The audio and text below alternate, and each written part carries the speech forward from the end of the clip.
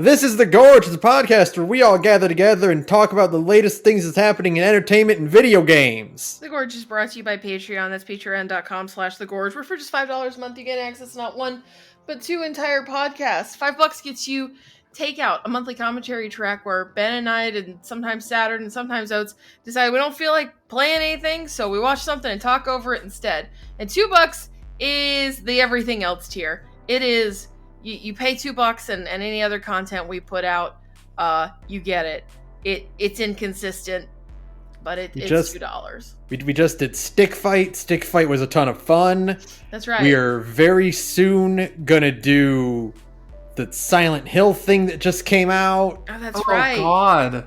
Why are y'all doing that to yourselves? It'll be funny, and because Ben's a big chicken and hates scary video games, even bad ones. So. Oh, I'm sorry. Wait, I thought you... Okay, I just remembered that there is an actual Silent Hill video game. I forgot briefly and thought you were talking about the weird AI-written TV. No, no. Oh, I would love to watch Ascension as like a group one day, though, because I think that'd be really funny. And by funny, I mean agonizing, but I think that'd be really funny. But no, this is that PT knockoff, basically PT2. And we're gonna play that at some point in February. Fun. Yeah, it'll be good.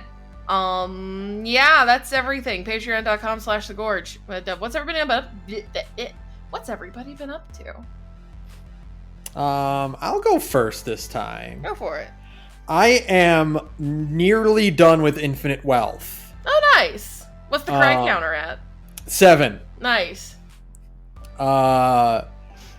The two most recent ones were based on Kiryu potentially reuniting with his daughter. Mm-hmm. And everyone in Kiryu's side of the group reaffirming that they don't care that he's the legendary dragon of Dojima. Mm-hmm. That's just their buddy. That's just their friend Kiryu. That's just their god. That's just their buddy. It's their friend. Yeah, exactly. Like Nanba had this big thing where he's like, I don't know anything about these Tojos or about these Omis and whatnot. To me, Cosmic Kiryu is just a guy who likes a good drink and he likes karaoke and he can throw a good punch. Nice. I don't know anything about these Tojos or these Professor Hojos or these Vince Valentines. I was gonna say that's in a couple weeks actually. Not even 2 weeks. Even 2 weeks. Oh God. And I finished up Ichiban's side of the last chapter, so now I'm moving on to Kiryu's side. Wow, you're almost done for real. And then once I do that, I will move on to the post-game DLC, The Big Swell. Okay. Which is just a much longer and harder version of the Tartarus. Okay. But it's cut in between with the entire party all together as one group being idiots. Oh, perfect. That's exactly what you would want. I was gonna ask Ben, are you going to, or presuming you haven't already, splurge on the New Game Plus? So that came with the Big Swell DLC. Oh, good. Oh, nice. So, okay. So the reason the New Game Plus DLC was $20 is because it comes with a whole DLC pack. Okay, that sounds good then. I will not jump right into New Game Plus. I got a whole bunch of other crap to do coming up. Mm-hmm. But when I go and finally break down and play Yakuza 0 through 6, the momentum will carry me through a replay of 7 and 8. Right. I am really excited for you to eventually get there and play through the original Yakuza sextology, or whatever the term for that is. Septology, because there's 7. Well, because 0, 1 through 7. Yeah, okay, you're right, septology. Because I'm really interested to see if the Kiryu plot beats still hit as hard in like 8. With the back knowledge of the other Yakuza games, you mean? Yeah, because it's the thing where it's like, I can definitely see there being like emotional components and like him reuniting with his daughter, but I'm just imagining myself going through it and like with the back knowledge of how like kind of insane and bizarre his relationship with his daughter is. Yeah. Yeah, I mean it is interesting because so the thing that Kiryu does, Kiryu's because Ichiban has his sub stories in Hawaii where he meets a bunch of weird people and funny things happen. Right. Kiryu's are all he's going to places in Kamurocho and Ijincho and remembering events of the past games because something will remind him of something, Right. You'll go to an area in Kamurocho and oh yeah, I remember when I ran a cabaret club here, that was some good times, and you unlock a little vignette about that. Right. Does he ever have a memory about a time he had a fight with an animal? Yes. Great. Perfect. I didn't want to say a specific animal because I wouldn't want to spoil it otherwise, but I'm glad. There's more intense things where you team up with Makoto Date, the detective from the earlier games. Yeah. And he's like, hey man, I know you're not supposed to see anyone from your past, but I'm kind of setting up things where I'm gonna go meet them at a restaurant and you can sit in the booth behind us and just so you can kind of eavesdrop and get to know and make sure they're okay. And it's it's a bunch of characters from various of the games. It's not the heavy hitters. It's kind of they kind of feel rather obscure picks. Okay. There's a good chance they are. There's a lot of characters in that series who show up for one game and then nothing even happens to them. They just kind of disappear off the face of the earth. Yeah, one of them is the boss of a taxi company that Kiryu worked for briefly. Yeah, that sounds correct. And he's oh yeah, Cosmic Kiryu, he's one of my best employees. I miss him, and I kind of heard rumors that he might be alive, but I don't know, man. If he is, I hope he's doing well. And Kiryu's oh man, people really do care about me. Right. Oh no. And yeah, I'm really, really enjoying that.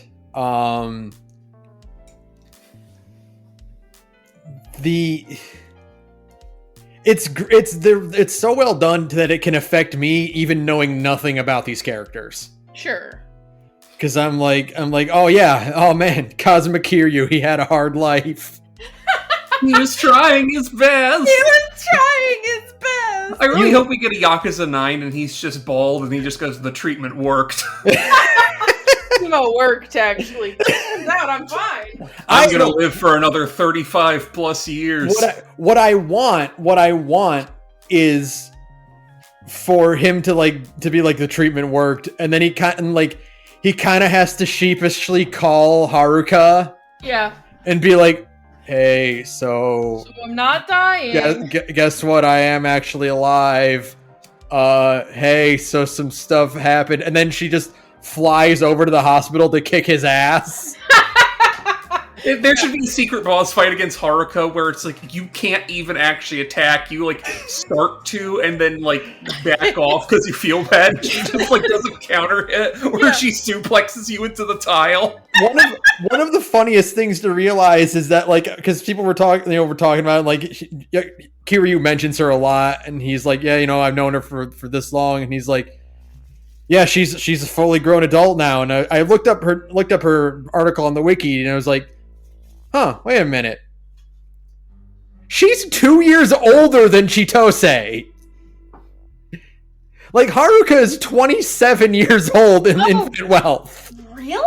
Yeah. I didn't realize that Infinite Wealth was set so far after. When does that kid show up? 6 or something?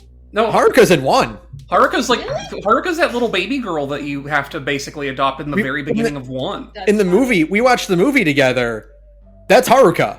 Oh, honey, you think I was at all cognizant of what was going on in that movie? I'm gonna be real with you. I dropped out of that movie halfway through. That thing is incomprehensible. It is gobbledygook. It's nonsense. I remember the events of Yakuza 1 broadly, and even I was this is making me feel like I don't remember as much of Yakuza 1 as I thought I did. Yeah, I don't know much about the game, but I knew the core plot of Yakuza 1 is that Kiryu finds a little orphan girl, and he's just well, I guess I have this kid now. I guess I got his water bottle now. Okay. Yeah. That's so, like yeah, that's like half of the main plot, yeah. Okay. Yeah, so she's like 27 now, and I'm like, oh wow, because I kind of did the math, because like there's a bit where Ichiban is like 45 years old in this game. right. There's a bit where he mentions that he's like 20 years older than Chitose, Mm-hmm. which means that Haruka is older than her. You know, that... So what I'm saying is that Haruka could be a party member in Yakuza 9. Okay, now I would get behind that, absolutely. Yeah. And then she can just kick everybody's ass. That's fine. Okay. She's like, I learned a couple things watching Dad fight those guys. Right. How hard could it be to suplex a guy off of a building? It's gotta be really easy, right? And everyone's like, no. And then she does it like it's like the easiest thing in the world. Everyone's like, never mind. I guess it is that easy. Yeah, so that's going really well. I'm very excited to go back and play the other games, and we'll see how that goes. Local Yakuza fan excited to play most of the games for the first yeah, time. for the first time ever. I did a couple other things besides Infinite Wealth. I actually did manage to break away to do some more stuff. Oh, good for you. I started Another Code Recollection. Is that Kingdom Hearts? No, that is that is a Switch game that is a HD port enhancement remake of 2 DS games, Another Code. I can't remember what the other one is called, but they were by the same studio that did Hotel Dusk. Oh, okay. So they are very artistic, cool mystery point and click games. Right. Okay. Yeah. I have no idea how the DS ones play because I didn't play them. I just went, oh hey, they're the same team that made that. I'll get to that eventually, and then the DS died, so I didn't. Right. But the Switch version is really interesting. It's very slow and methodical. You are a 14-year-old girl who was going to meet her father for the first time after he kind of bailed on the family after their mom got killed. She's been living with her aunt this whole time. Typical Japanese father behavior that I've learned from video games anyways. Yeah. You go to the island where he's supposed to be living, and you meet a ghost boy. Ooh. And the ghost boy can't remember anything, and we are going around and trying to piece together the ghost boy's memories and how he's connected to the island overall. Okay. Very intriguing, very methodical. I loved Hotel Dusk. Right. Hotel Dusk was a fantastic game, and this feels a lot like that. Sure. So I am just adoring it so far. Have you ever played Ghost Trick? I did not, but I own it. Yeah, I haven't played it either. It seems like your shit. I played it a very extremely little amount, and all I will say about it is that I understand, like, even though I just like lose track of things really quickly, so it just never stuck with me. But like, I understand why people are always just play Ghost Trick though. Yeah, right. Like you gotta play Ghost Trick about though. It. Just play Ghost Trick. It is. Yeah. It feels like if you were to combine Another Code and Ghost Trick, you would get Ace Attorney. Right. Like Another Code is like very kind of like atmospheric and not nearly as like wacky, but it's got the puzzles and the mystery aspect and the kind of piecing things together. And then Ghost Trick is like a bunch of goofy cornball characters. Right. It's a Shu Takumi game. Yeah, exactly. The guy who literally made the first 3 Ace Attorneys and Great Ace Attorney. Yeah. But yeah, no, I'm really liking Another Code so far. It's funny because the main character is kind of a jerk. Oh yeah. And at first you're like, because like she's like, she meets this ghost boy, and the ghost boy is like, hey, I can't remember anything, and she's like, yeah, that sucks, but I'm only on this island for a day, so I gotta find my dad. Bye. Sorry, no, you say a jerk, but like if a ghost walked up to me and is like, hey, I don't remember anything, I'd be like, oh, that's cool, sorry about that. I gotta be literally anywhere else. Yeah, my man. Especially when it's like you're only gonna be on the island for a day. It's like, my man, you gotta go find somebody who can devote the amount of time necessary to solving your problems, Mhm. because I can't. God forbid, what if you're only on the island for a day and you manage to be the only asshole who's on the island for less than 24 hours and you manage to get killed by a ghost? Yeah, I showed up on this island to see my dad, and then I instantly got killed by a ghost. So, I guess my I think dad that's doesn't what have... Umineko is about. that actually is the plot of Wait a minute. Umineko no Nako Koro ni, yeah. Yeah, I think from what little I know about Umineko, I think another code is Umineko babies. Probably. Right. I would believe that. Because like I'm like slinking around this mansion, and like the patriarch of the mansion is like talking like the Is he insane? Is he like an insane drunk? Well, there's no one is on it besides her dad. Oh. But like you're reading like notes and stuff about like the patriarch of the island. Oh, really? And like how the family used to be, and like there's some family politics going on here that I'm getting privy to. Well, then it's definitely an Umineko. Yeah. I've already made that decision without having seen or played the video game. Yeah, I guess I'll have to find out what's going on in here. There is one thing I wish about this game, and is that I wish they could pull the camera back a little bit. Oh, I hate that. It is like right into Ashley's shoulders.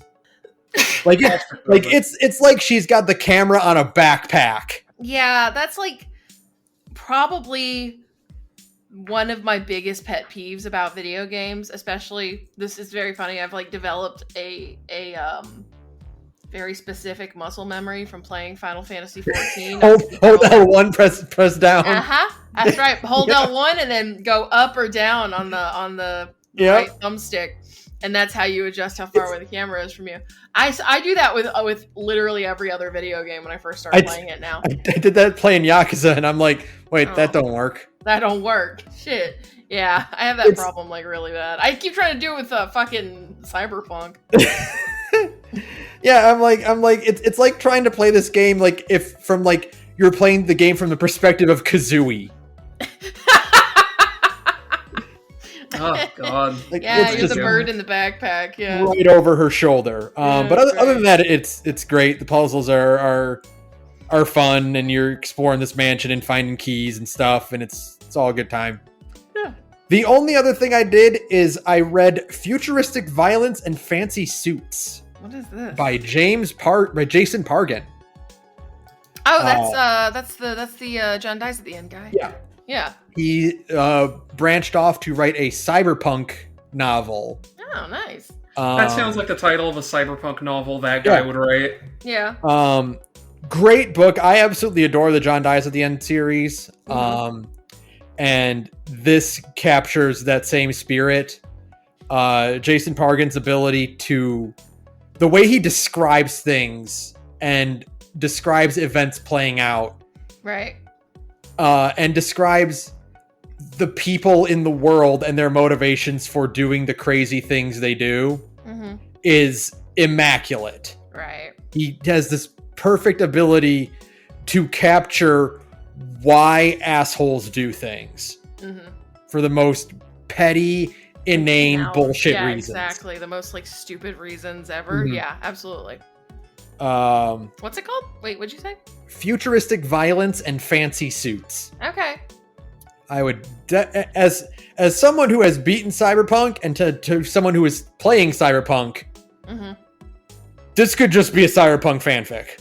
Oh, good. Like, okay. Like specifically 2077. Like it could just like if you change a couple names and details, like it's really good that way. Okay. Yeah. Sure. I might actually check that out. I like those books. I've never made it past. Did I actually finish this book? Is Full of Spiders? I don't think I did. But I like John Dies at the End a lot. Yeah. That book is like extremely good. So yeah. He has this great trope that I've been noticing reading all the books like this close together of describe like it's like a thing he loves doing of where he describes an event playing out and then has the character pause and realize what they're actually looking at. Right. Like he loves to talk about like seeing a guy who is literally riding a gigantic tiger into battle, but then you get a closer look and it's just a four-wheeler that's been converted to look like a tiger. Yeah. I love it every time. Yeah. It's just this great little thing that leads into, oh yeah, people are petty, stupid assholes who will just do things arbitrarily because they think it's cool. That's right. Just because people are bizarre and they do bizarre things. Yeah, absolutely. Yeah. I highly recommend that. He has 3 books in that series. Okay. And then he's got 4 John Dies at the End books, and he's hinting at writing a 5th. Okay. So hopefully, because she's really good at writing. Right. But that's about it for me.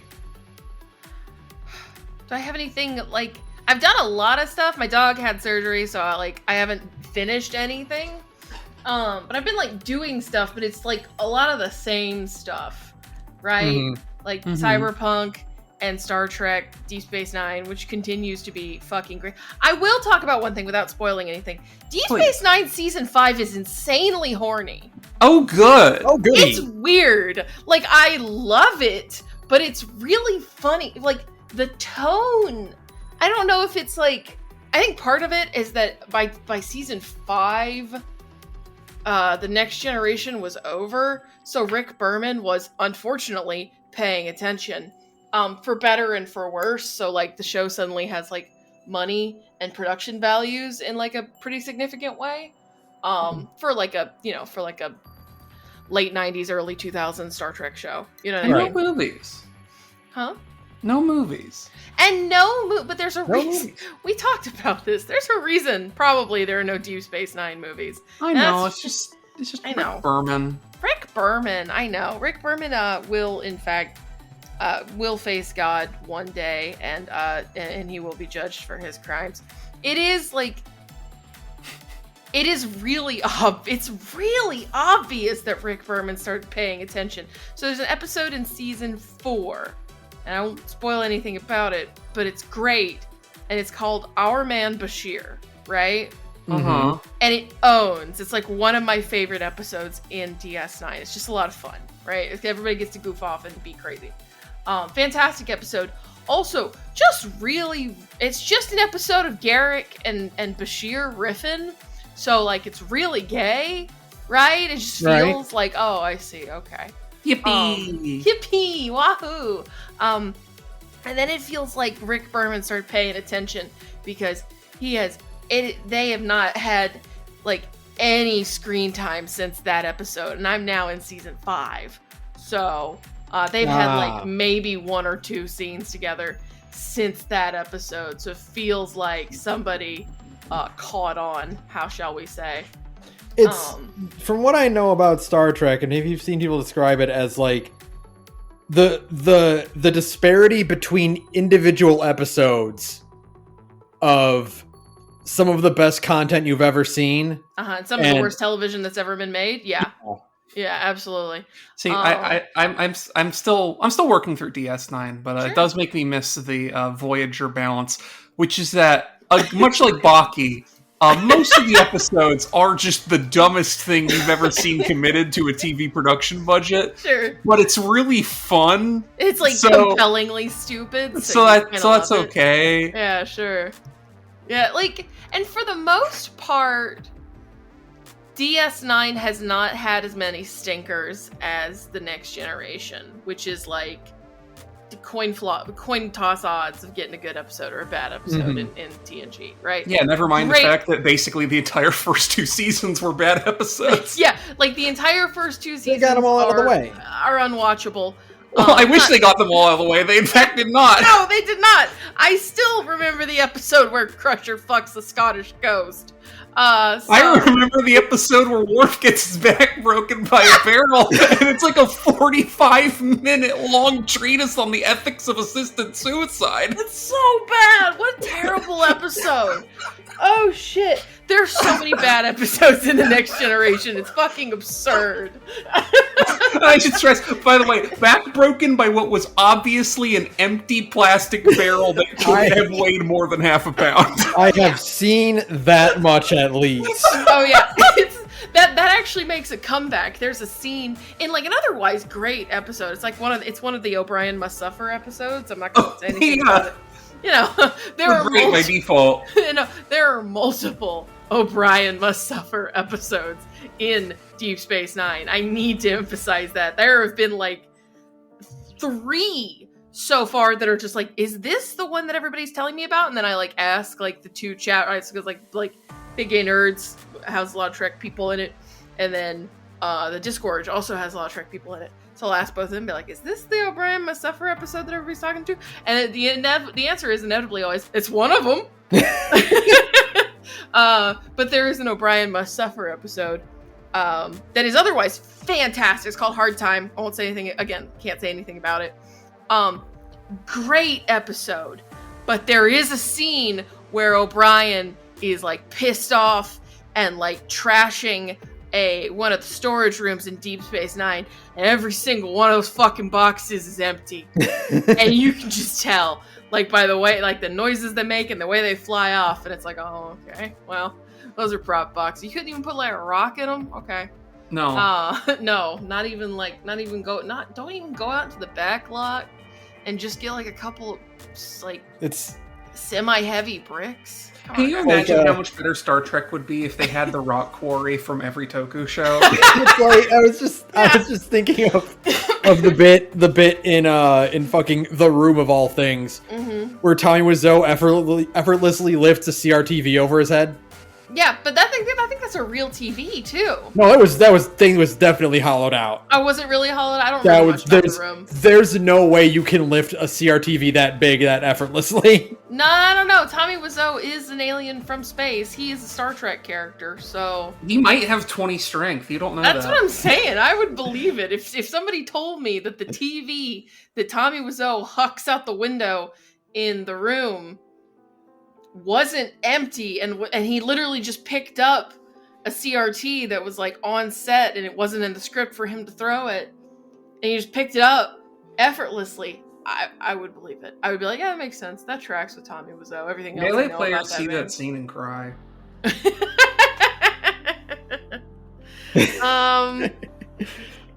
God, what else about these? Anyways, it's really horny in season 5. In a way I was not expecting. Like, it just kind of starts that way and keeps going. Is it like, is it just one of those things where it's like, oh, Rick Berman's back, we have the girls in weird workout yoga spandex quotient? Fortunately, not that. I mean, I know, right? Fuck, my God. So many episodes are like, just put Troy and Crusher in fucking workout spandex. And it's like, okay, Rick Berman. No, it's just like the plots are all about fucking. Everybody's just talking about fucking and sucking. It's crazy. Good for them. I know. Like, and the thing is that for Deep Space Nine, I don't mind because I like all these freaks a lot, right? I'm like, you know what? You all deserve that. Sure, why not? God, what else? I do understand Jenny Big Gay Nerds talking about how Keiko O'Brien seems to have a cucking fetish. I'm excited. No. I instantly understand now. I'm like, oh, okay. I see where that joke disguised fetish. Yeah, it's incredible. Anyways, Deep Space Nine fucking whips. It's a great show. Every single season that comes out is better than the last one. That includes the weirdness of season 5. Yeah, I love that show. It's great. I think it's like the biggest thing to talk about because I keep telling myself I'm going to make more progress in Cyberpunk, and then I keep getting distracted because I just like tooling around on a motorcycle a lot. Because you're like, well, I could do main quest, but I could also fuck around. I should probably see what this quest wanted from me. Like, yeah, exactly. I mean, before I commit to like making story progress, I should probably check on these guys. Did you two do because I think it's a quest they added with Phantom Liberty. Did you guys do the quest with the 2 idiot cops? Yes, that's Phantom Liberty. Yeah. Yeah, it's fantastic. Quest is great. I love that quest. I love that fucking quest. It's so stupid. I was cracking up the whole time. Oh, they're so dumb. That quest is the one where, like, when I was going through Phantom Liberty the first time, because again, like, I played through it originally, and I had my kind of let down experience with like how gigs are basically nothing and side quests are more often than not forgettable. Sure. And in doing that, and just going to myself, what do you mean this is a gig? Yeah, this is just a fucking thing that Hans calls you about and is like, can you handle it? I'm like, yeah, I guess. Like, yeah, which is why gig. Which is like, but it's the thing that excites me about whatever sequel is, like, if this is if their pivot is that gigs are this, and that side quests are just, it's plot relevant enough to be called a side quest and not like a gig, like, that's going to be a potential all-time great RPG. Oh yeah, absolutely. For sure. Yeah, I think if they can actually, I don't know if they brought in new writers for Phantom Liberty, almost certainly, but maybe they just, their writers were otherwise tied up in other projects during the main production of Cyberpunk. I don't know. But as long as they carry that quality forward into a potential sequel, 2078 or whatever the hell they're going to call it is going to be fantastic. So, Cyberpunk New Vegas. Cyberpunk New Vegas. Yeah, fuck, just set it in Las Vegas. That'd be cool as shit. And like, that's kind of They're not going to do that. They're going to Yakuza it for sure. Yeah, they'll put it in Tokyo.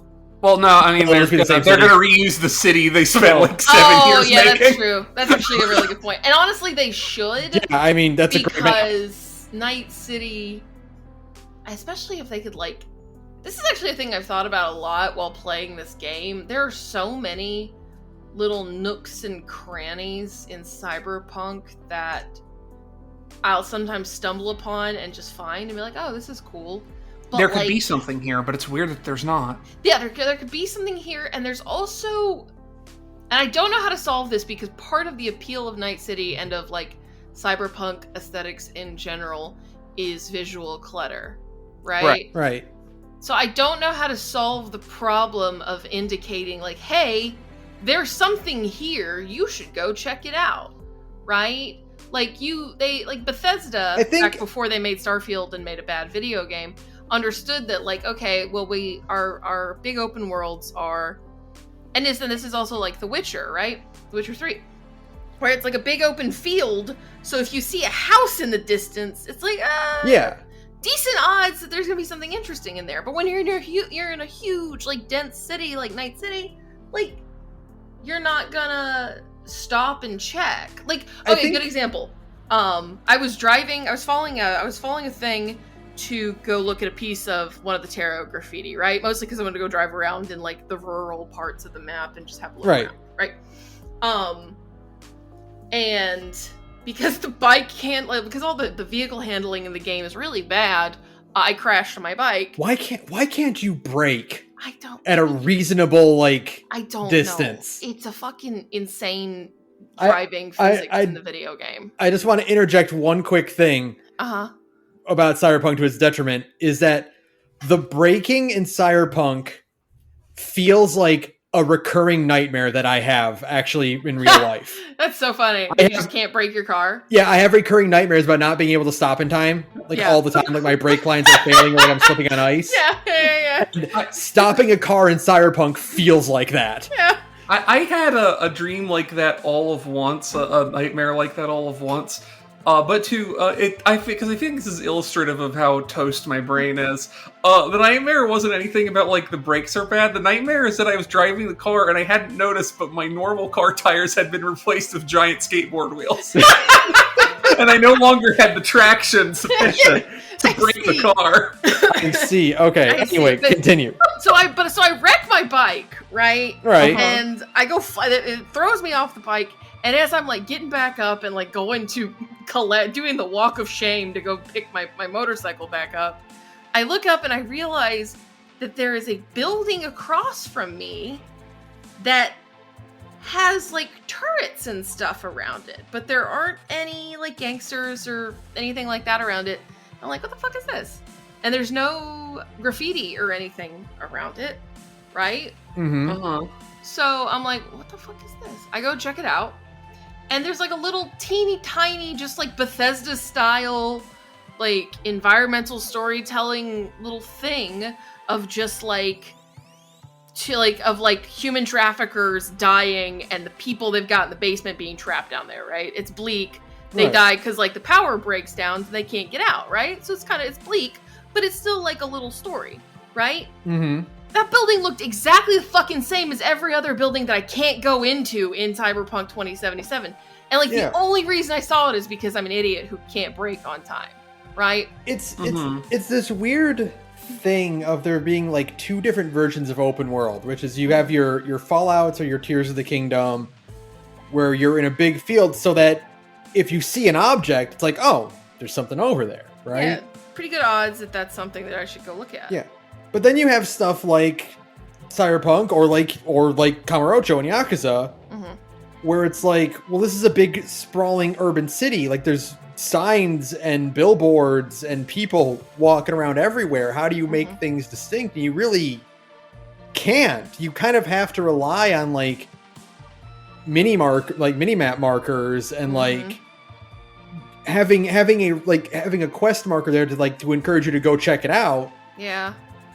Even if just like, if on the map, on your mini map, it just indicated that this is a building you can go into. Yeah. And because it doesn't do that is the thing. Like, right. Cyberpunk does not differentiate between buildings you can enter and buildings you can't on your mini map. Even if they were a different color, I'd be like, oh, okay, that's a thing. Yeah, that's kind of weird, like, to see this building that's, like, specifically you can go into. Like, maybe it was part of a quest that you just didn't... Maybe I haven't gotten to trigger, yet. Yeah. I don't. My memory isn't very clear, but I do think that one might be one that shows up in a quest at some point. Oh, okay. Because you'd expect that to be more in a Fallout. Like, you find a building, and you go inside of it, and there's a couple terminals with notes, and it's like, oh, hey, there's a bunch of skeletons down here. What happened to them? Oh, this happened to them. All right, well, because like there's cool. in that little part of town where it's just like a whole bunch of like really shitty low rent suburban-y houses, right? Where it's like Hicksville or whatever. There is at least one house in there, like actually more than one, there's several, but like there's like one specific, it's like, oh, this is like a really detailed 2-story interior on this house that doesn't really look significantly different from the other houses, and it's just because like it's in a gig. The gig doesn't start there, but the gig goes there, and so it's a gig, and it's like, oh, okay. Yeah, and I guess that's what it is. I just hadn't triggered the quest yet, but like, I don't know. There's so many little spaces like that all over Night City. I just found I have like wound up on a rooftop at one point. I was like, oh, this is a nice view. And there's some like cool stuff to look at and a couple things to pick up. And it's like, this is neat. And there's nothing to kind of guide you there, I guess. Because it's so visually busy. I don't know. I'm not a game designer. I don't know how to solve that problem. Oh, shit, sorry. I think I would love it if they could solve that problem, though. Yeah, I think the solution is just that you don't have like weird little vignettes like that in a city, like in a place like Night City, where it's just like, yeah, but I like those weird vignettes. It is, I do too, but it's like the game can't not handle them, but you can't be guided towards them. So like, don't try to put them in. Like, don't make your game in that direction, you know? Sure. But yeah, if they set a Cyberpunk game like in the Badlands, then yeah, you would expect that kind of crap all over the place. Yeah. I don't know. I do hope they reuse Night City though, because it's like the more you kind of wander around, and explore, and snoop around, it's just like a cool place to walk around. I get it. I get the appeal of like why everybody was so fucking crazy for this game for so long. It's like, oh yeah, just driving around feels cool. What you do in a place like Night City is you have a guy yell at you if you get close. That's right. And it's like, that's how you know there's something cool to look at. Is some guy will be like, hey, come over here, asshole. Yeah, exactly. Hey, I'm talking to you. I'm talking to you. Yeah. Don't you fucking come near me. And they're like, oh, I guess I'll go near him. Yeah. I feel like there's at least a possibility they could Tears of the Kingdom the map a little of like, okay, yeah, we're going to put in these changes to add some more detail to the not Dogtown parts of the map. Right. Right? Mm-hmm. And I would really like if there was more little locations like that fucking night market that's kind of near like where your main house is, where it's like, look at this little pocket of urban sprawl that isn't sprawl, it's like a hive, like someone, like there's a cancer of life inside this urban sprawl. I love that little spot in Dogtown with like the memorial tree and stuff like that, and like the bar is there and all this, like there's like a Ripper Doc and clothes and all that stuff kind of just in one space. Yeah. It's like the creep in Star Trek, but for capitalism. Yeah, it's great. I really want... I would just... Basically, I just want Cyberpunk 2 to be extremely good, because I really like this game, even though I think it's kind of flawed. So I'm really looking forward to 2. Oh, like Fallout. It could definitely be good. Yeah. Yeah, like Starfield. It's like, oh, hey... If they learn all these lessons from 76, maybe Starfield will be good. Oh no! Oh no! At least unlike at least what I'll say in their favor is that we do not have evidence to suggest that they are like Todd and have just literally been lucky the entire time. Yeah, that's true. When you find out, it's like, Todd doesn't believe in using game design documents. It's like, oh, okay, so you're just fucking insanely lucky. Okay. You're just, you're just like a crazy person. Okay, I see. Yeah. Like, CD Projekt is like, our next Cyberpunk game will be in space, and we just go, oh no! Although I would not be surprised if the next Cyberpunk game, even if it is still set in Night City, you do finally just get to go to the moon. Like, for real. You would get to actually go do like space casinos and shit. I think that actually would be kind of cool. But that's it. I mean, I did like other little things, but nothing major. I'm trying to finish up Salem in FGO. It's really good. Salem's fucking great so far. So yeah. Yeah, Salem is like one of those ones I wasn't expecting to like so much, but might be in my contention for like top 3 best like pre-Lost Belt. Yeah, I definitely think depending on how this wraps up, it might be like top 5 of just like story chapters in general. It's pretty good. It's pretty good actually. Yeah, like I don't know. There's just it's like the only time we've gotten Mateo to actually make a main story chapter, which seems insane to me because it's really good. You should just let him write more because it's so weird and different and like thoughtful. I guess it just has a lot on its mind, right? And is just doing like a lot of really interesting character interactions and kind of genuine thinking about kind of witches and Puritan thought and outsiders and all that good stuff. And yeah, I am like really enjoying it in a way I was not expecting. Like I knew that Salem was cool and weird, but I didn't know that Salem was like cool and weird and really good. So the first time they showed me that fucking 3D animation with the gallows, I was like, oh shit, we're going here. Okay. Like, oh fuck. Okay, we're doing a weird thing with this chapter of canonical FGO plot. I'm here for it. Yeah, I would love to have more often do a weird thing. Although I guess it makes sense that my favorite event is the horror summer one where they do a weird thing there as well. Also, like, I'm pretty sure Mateo wrote Sword Beauties. And did he write Sword Beauties? I believe so. And it's like, that one's a pretty good one. I think Mateo also... fun. I think Mateo might have also written... No, I might be confusing it. I think Mateo wrote... He wrote the last year's Valentine's, right? Or is that Sakurai also? That was probably Sakurai, because that seems very Sakurai. Even though it's really funny. That might have been Mateo. I'm gonna go look real quick while you continue. Yeah. But he did write the because he literally writes the light novels for the what is the name of that fucking series? The one with Erica or Oriche or however the fuck you say her name, and Voyager and all of them. He did write Karen Valentine's. Oh, that makes sense. Okay, that makes sense then. Yeah. But no, he wrote that event too with like Oriche and all that stuff. Anyways, Salem is really good. It's doing weird things, which I enjoy. It has a lot of fun character interactions. And yeah, I guess whenever I'm done with it, I'll finally get to talk about it more. And then I'll be totally caught up on FG. No, that's not true. I still haven't finished Demon Tower. I actually did unlock Demon Tower and I need to finish that. Oh yeah, I need to go do those events they've been opening for free. I've just been too busy on the grind, and so I'm like, I don't have AP for you right now. I know. Have you finished? Did you do Seraph? I did Seraph when they did the rerun for it originally. Okay, good. That's cool. Because I was like, I have to finish the first part in time for the Seraph rerun. Yeah, that's right. You two need to yell at me one weekend to not play other games and to just play Fate Grand Order. Just play. Like, where are you? I'm still in fucking I finished Camelot. I'm done with Camelot. You're in Babylonia. Okay, I'm in Babylonia. Yeah, that's it. Oh, well, just fucking play FGO for a weekend. Babylonia's good. Yeah, Ben. Here's my push for Babylonia. It's significantly easier than Camelot, and also probably better than Camelot. Which is saying something, because Camelot's really good.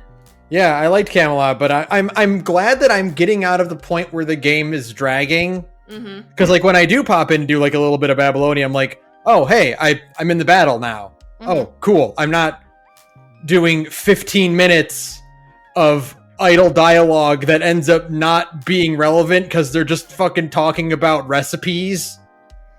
Well, I mean, I like that stuff. I like that. Now, Ben, I understand where you're coming from. However, it is a visual novel. I know. A visual novel. But it's like, I just wanted to clear this mission so that because I have like just a little bit of downtime. No, it's a JRPG. If you think about it more like as just like a JRPG and visual novel kind of stapled together, you'll have a better time.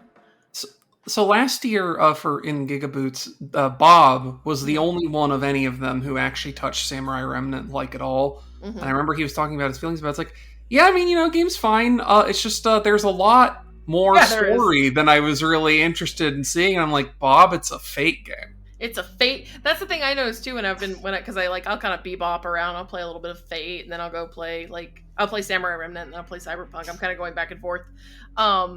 I noticed that too, though. I'm like, there's a lot of visual novel in this game, and then I go, oh right, because it's based off a visual novel. Yeah, that makes sense. Yeah. But like, I did do a mission relatively recently where I was like, they were like, oh hey, now that you're in the city, like, you need jobs, so hey, go Oh yeah, the whole part of Babylonia is really fun. Go follow this guy's wife around because he thinks she's cheating on him. Yeah, and then the reveal. And then it cuts to we're in the middle of an active volcano fighting demons. And then it cuts back and they're like, boy, that was wacky, wasn't it? It's so funny. This whole part of the story is really fun because like all of the jobs that Gilgamesh sends you to do are all like insane. It's really good. They're fucking sub-stories. Yeah, it's awesome. It's so much fun. It's just Gudiko gets wrapped up in some weird thing like they're in fucking Kamurocho. If we can't get Avalon LaFay as a standalone JRPG, can we get Babylonia as a Like a Dragon game? Oh my god, can you imagine? I would love a fucking... Like a Dragon Babylonia game. Yeah. There are two things that I want to see done in the style of Like a Dragon. No, three things. Okay. One is a One Piece game. That makes sense. Like a Dragon. Yeah. The second is I want them to do the Ryuga Gotoku equivalent of what Rocksteady did with Bully. Okay. I want to play a Like a Dragon game where you're just a high school delinquent. Yeah, that'd be really good. And you're just going around like kicking people's asses as like this punk ass teenager. And the third is I just want to do a Yakuza game with Fate characters. Well, I was say besides Samurai Remnant, but I mean like set in modern time. But then I can make that easier for you. Just combine those last two and have it be a Like a Dragon adaptation of the original Fate Stay Night. There you go. Oh my god. Just play so much fun. Just play Shiro, because Shiro is basically an identical guy to Kazuma Kiryu anyway. He just has more mental illness. He's just extremely mental ill. But will help anybody and fight them as well. You just do this weird adaptation of like this really like grand expanded adaptation of Fate Stay Night where you like all the sub stories are just random servants. Yeah. No, fuck, that'd be so good. Ben, also to be fair, Ben, though, you are also to a certain extent also just describing Samurai Remnant. Yeah, that is actually just kind of plot of Samurai Remnant. I especially want to like set in like modern time, like a modern city like that. For sure. I feel like that could happen. That seems extremely likely. Yeah, Samurai Remnant did like relatively well. Yeah, I would love that. Yeah, I think you can adapt that. What they should do is make, instead of doing a Strange Fate anime. I know we all had a great time. With the Strange Fate OVA. However, have you considered a Like a Dragon Strange Fate video game set in Las Vegas? Now you're talking, because those characters are fucking wacky. They're all insane, exactly. That's what I'm saying. So the problem is you have to actually get him to finish Strange Fate. Yeah, you'd also have to pick a main character, which is the thing that Narita is like allergic to. Well, not necessarily, because Yakuza 4 and 5 don't really have a main character. That's true. Yeah. That's a good point. You can just kind of play a bunch of different guys. Mm-hmm. Yeah. Okay, then. Yeah, so we just have to make Naruto fucking finish Strange Fig, then. Just show up at his house and be like, get to work. Either I get this video game or I get this anime adaptation, but you need to get to fucking work, bro. We need one. We've totally lost the thread of this discussion. I'm done. That's all I've got. So, what have you been up to? I'll be mercifully short again this week, because despite the fact that we skipped last week, I really didn't do as much as I thought I was going to. I played 2 games for a very short amount of time. Mm-hmm. I played Lunacid finally. Yeah. I played that for a half hour, and I'm gonna be honest, it's got a nice aesthetic, but it just didn't really grab me. Sure. I read something recently. Actually, I want to bring this up too, because I've read 2 good things about game dev on co-host, like game design on co-host. One I think is relevant to the conversation we just had, which is there's a post by AVB, who's a writer. She wrote like Heaven Will Be Mine and stuff like that. But it's about JRPGs and game design, right? And it's like the thing about a JRPG is you don't need the combat or the gameplay to actually be good. A JRPG is a vibes-based vehicle. The combat is there as a thing to like get you in the mood for the narrative that's happening, and whether or not literally it actually just Chrono Cross, yeah, and like whether or not it's actually any good at all is basically irrelevant, and in fact, important. It should probably be bad, so that you are more interested in getting back to the narrative. Exactly. Like Chrono Cross, like I mean, I haven't finished it, but like playing that game, I'm like, wow, what an entirely unique and like quaint JRPG experience. I don't want to play any other game like this ever again. That's correct. It's a game made by insane people. Because like the worst case scenario in a JRPG is if combat's boring and easy and quick, that's great. You're not necessarily here for that. Right? Like, you're here to have a JRPG experience. Like I remember getting stuck on a boss at one point, and Sarah was like, well, you can run from it. And I'm like, I felt my worldview shift. I can run from the boss fight. It's a boss fight. You can run from the boss fights in Chrono Cross. If you want to come back to it later, if you need to go make some adjustments, go fucking do some other stuff. What are you talking about? It's so funny. Anyway, Chrono continue. Cross is a great video game. Anyways, continue. But I bring that up because the other post I was thinking about was one. I forget who said this exactly, but it was a relatively recent. But someone who works in like production in games is like. The big thing that games need to do that I see lots of developers, both like indie and AAA, fuck up is deciding is ending your pre-production at the correct time. Right. The correct way to do your pre-production is to do like your one-room demo where you showcase all of the game mechanics inside of a single play space, and you work on that until it's fun, and then you can make the content of the game. Right. That makes sense. Lunacid, unfortunately, is a game that feels like it had the idea to be a modern King's Field thing, and then just didn't actually ever, at least not from what I played of it, did not really succeed at being exciting at any point. Right. Or particularly interesting in that way. I played it. I mean, I played it for like half hour, cleared out like the intro area, and then wasn't very clear on how I was supposed to progress, and it was just like, I'm good. Don't feel really motivated to learn like how to progress, right? Yeah, I was like, I could look it up, I guess. I'm like, I've only been playing this for a half hour, and I'm already kind of at a point where I don't know where I'm going, and I haven't had a particularly fun time so far. So, yeah. That is how I felt playing. What was the sequel? Riven. Yeah. I felt that where I'm like walking around. And I'm like, oh, this is a bit too much for me. At least if it was a bit too much, I might have actually stood on for longer. But the problem is there wasn't really a whole lot there. Yeah. I was like, it's a very simple first-person dungeon crawler kind of thing. Very easy combat. Not anything really. Like, it was a great-looking game, but there also wasn't anything interesting to look at, if that makes any sense. Gotcha. You know? So I ended up leaving that.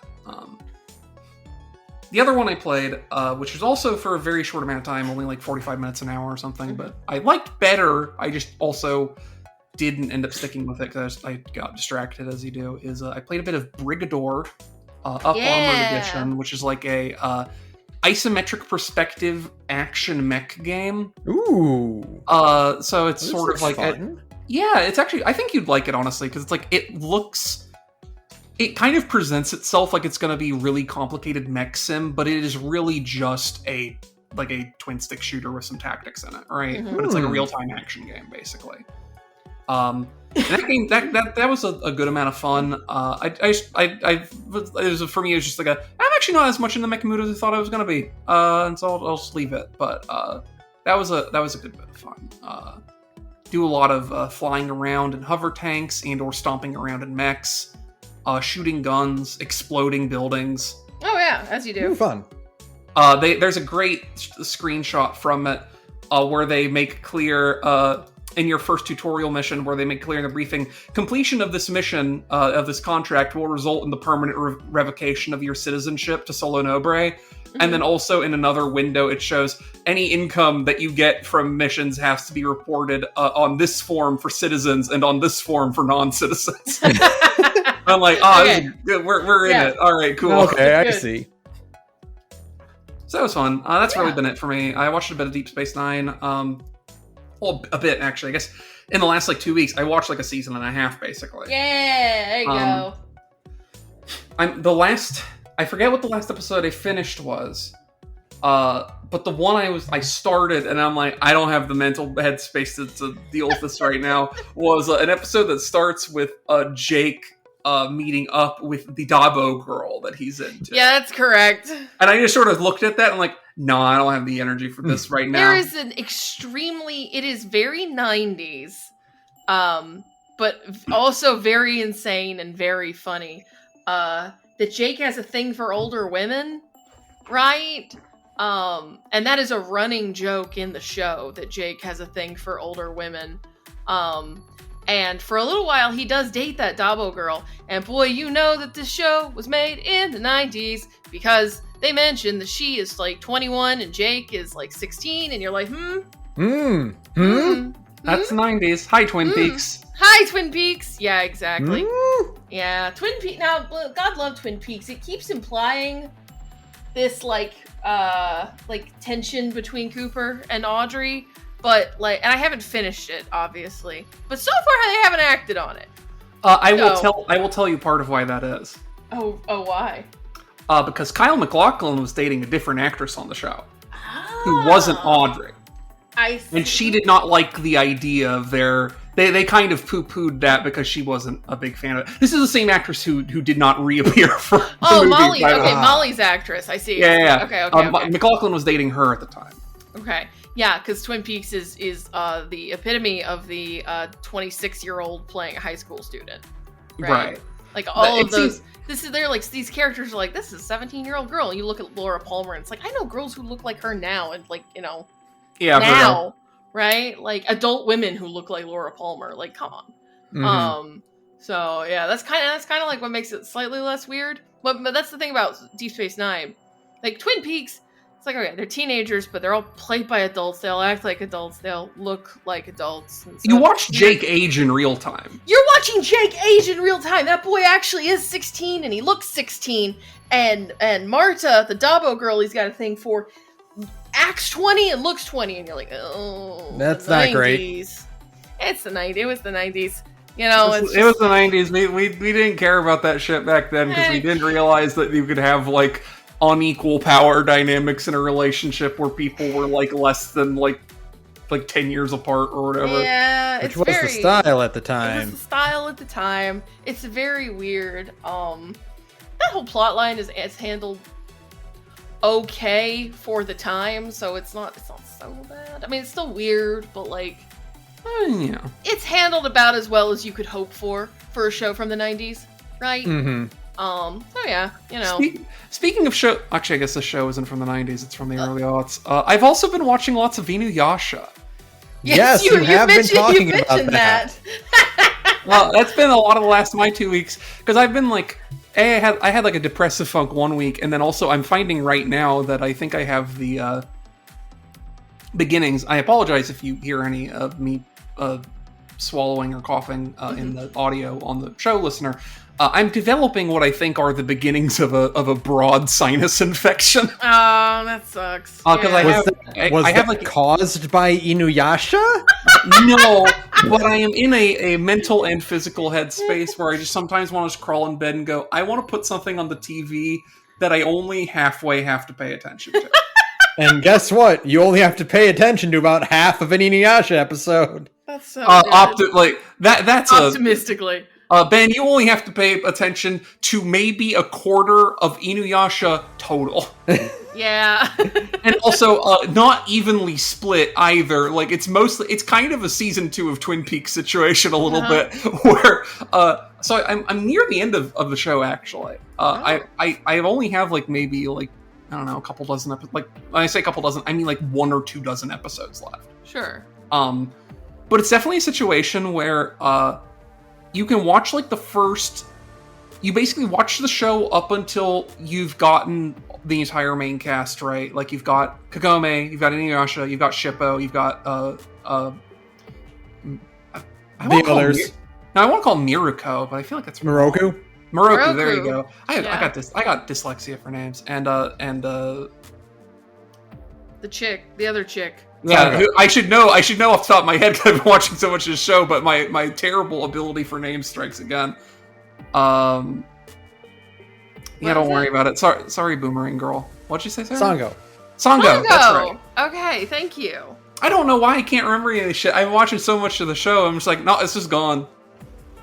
But, you can watch basically up until you have all of them, and then skip to, like, directly to the last season, basically. And not have missed anything significantly important that they won't re-explain to you 3 different times. This is a tremendously useless show. I have no idea what to ever think. But yeah, that's been my week. Awesome. Well, do we want to get into news? Sure, we have some late breaking stuff, which is fun. We do. A lot of the news sucks this episode. It's a lot of bummers going on. So, let's start with Microsoft-owned gaming giants layoffs hit 162 Bay Area workers. Yay! Yay! The industry is gonna die. Yay! Remember that thing that Microsoft said wouldn't happen? Yeah. It happened. Oops. Oops, all layoffs. Yeah, this is gonna be a bleak week for news. Yeah, Toys for Bob is gone. Are you surprised? I'm not surprised. Toys for Bob, I mean, they're still just in the fucking Call of Duty mine, so it doesn't matter. But they just shut down the offices and they laid off like a handful of people, but not like everybody. Right. Which was the initial reporting. Yeah. The office is, like, the building is, they're all going fully remote. But they're never going to make another Crash game. Oh god, no, they're deep in the Call of Duty mines now. They're never getting free. No, because Microsoft needs to make a return on that investment ASAP, and the only way to do that is to make another Call of Duty game. Which is great because they spent all that money and all that effort and all that headache, and then Activision proceeded to shit out what might be the worst Call of Duty game literally ever made. The one that everybody seems to universally hate, which is like really impressive. So yeah, no, it's just a huge clusterfuck, basically all around.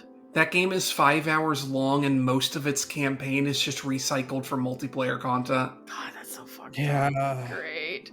Yeah, no, Microsoft got hit with big layoffs.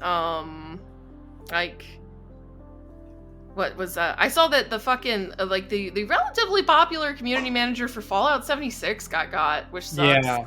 Really? Yeah, like this one chick who basically had been like, managing the goodwill, like reclaiming the goodwill of that game over the course of several years. She got by the layoffs, which sucks. Mm-hmm. So, it's just a clusterfuck all around. Yeah, I mean, this won't be the last of the bad Microsoft news for the week. Oh, great. But let's move on to something else. Please. Deus Ex actor Elias Tofexis says goodbye to Adam Jensen following game cancellation. Oh, it's just gonna be all bad news this week. It's just gonna be all bad news. There's no good news in this one, folks. There's the only good things are very, very minor. It's so bad. It's so bleak. Yeah, so hey, guess what? We're never getting that sequel to Mankind Divided. Yeah, it fucking sucks. That game is forever cursed to just not have an ending. Man. We're at the point where if we ever get a new game that is called Deus Ex, it will be a completely, it'll be like a reboot of the original game, or like a completely new thing. Which I'm gonna be forever mad about, because I really liked Mankind Divided. I was interested to see where that was going. Mankind Divided is divisive, imagine that. But like, just because Square Enix made them ship it early. Yeah. Like, that game's not finished. That's why that game is so, like... Yeah, that's why that game ends on an insane cliffhanger, because they got there and Square Enix was like, yeah, no, stop it there. We're going to make a second one. And they're like, what the fuck do you mean? That's not what we planned this for. No, like, the game isn't done. We need to, like, finish it, or this is an extremely unsatisfying way to end it. And Square Enix was like, nope, put it out the door. And then imagine that. Everybody was really mad about the way that game ended, and now we're never going to get closure. Cool. Square Enix was like, those pigs will buy it, and then everybody heard, and then no one fucking bought it. That's right. Again, I didn't buy it. I love Deus Ex Human Revolution, and I didn't buy that game, because I heard that it ended on a cliffhanger from fucking dev cuts, and I'm like, well, I'm good. Yeah, no, it fucking sucks. It's just like, the old adage will always be true. If Square Enix jumps on something... it's bad. It's bad. Square Enix likes NFTs. Oh, they're gonna die. If they like AI art, bad news. Yeah, no. The fucking disparity, the gulf between Square Enix's Japanese output and their Western output is hilarious. It's really bleak and just like, and then of course they sell the fucking project. They sell it all off to Embracer Group, who immediately squander the IP and shut down what probably would have been a successful video game, right? Mm-hmm. It would have been Deus Ex, developed by people who make those games. Yeah, people would have lined up for it, but no, Embracer isn't in the business of putting out games. No, I would have fucking bought that game too. It's so fucked up. They're in the business of trying and failing to sell all their assets to the Saudi Arabian government. And the instant that falls through, just going, we give up. Remember when Embracer Group was supposed to save the industry? What a fucking clown. I really hate that asshole who runs that company, too. Like, what a fucking... It's all bad news. It's all bad news. Reaching out like, you were supposed to bring balance. You were the chosen one. And it turns out the only thing they really wanted to do was just sell the entire... Because that's... I can't even get started. The whole reason anything exists anymore is to be sold to somebody else, right? Yeah. Like, you were supposed to revive Tomb Raider, not banish it, not destroy it. Not just make a mid kind of remaster of the original games. It is the epitome of the thing where it's like, this is what rent-seeking behavior looks like. Yeah, it's someone who has a bunch of capital, who uses it specifically and very nakedly to generate more capital than that from nothing. Right. Yeah. Like that, because Embracer bought all this shit, it will suddenly be worth $3 billion or whatever to some organization who would then spend that money because Embracer did all that hard work. Like we're fine. Not finally. It's been a long time coming. Like, and it's always been here, but it's like, it's just getting more blatantly that we're just selling the idea of ideas. Yeah. Like, they don't even have to promise to make a game anymore. It's just, hey, we bought the company that used to make games. And we're not going to do anything with them. But we're going to announce that we bought the company that used to make games, and we're going to generate hype off of that, and it's going to make our valuation go up because cheap money and credit are going to last forever, right? The number will always go up. The number can only ever go up. And as long as cheap money and easy credit exist forever, then eventually somebody will buy us for 3 times our valuation. And then listen, look. Oops. If we buy the studios that make the games and then lay everyone off so we don't have to pay them, we get all the profit from the game they're making. Wait. Now, hold on. We can't blame Embracer for this innovative business strategy because they have Microsoft they have that playbook to copy very directly, and they did. Yes, they did. Like, however, you find out what happens when you're not Microsoft, and you can just go, I can just write that off. I don't care. Yeah, like Embrace. The reason Microsoft can do that, which is just buy things and then fuck it up forever, is that they made Windows. Yeah. It literally doesn't matter to them. The entire Xbox division could just go up in smoke and they would just not even blink. They wouldn't even notice it. Yeah. Like, if Xbox vanished tomorrow, I don't think Microsoft would even notice, right? It would just be like, oh, okay. And then they'd move on. Mm-hmm. Like, but that's the thing. Embracer didn't make Windows. Yeah. Because that's like the thing where it's like, why everyone is willing to believe that Xbox is completely dead and they're never going to make a new one is because it's like at a certain point Microsoft has so much money that you can just imagine them going, okay, but does it actually make sense for us to spend all this money on our own console thing and not just milk all these IPs on that one that other company is making and get way better margins? Yeah, because it just makes perfect sense for them to think that. Because they have more money than God, they don't really need the extra space in their portfolio for a hardware division of that kind. Mm-hmm. Microsoft can just go, oh boy, you know what? It's a lot easier to just buy these companies and lay everyone off than it is to make games with it. Wow, we should have been doing this from the beginning. Look at how much money we got off that Activision Blizzard deal. Oh, I know. Oh. Spent so much money on that, and for what? And we're never gonna get another Deus Ex game. No, we're never gonna get a lot of things.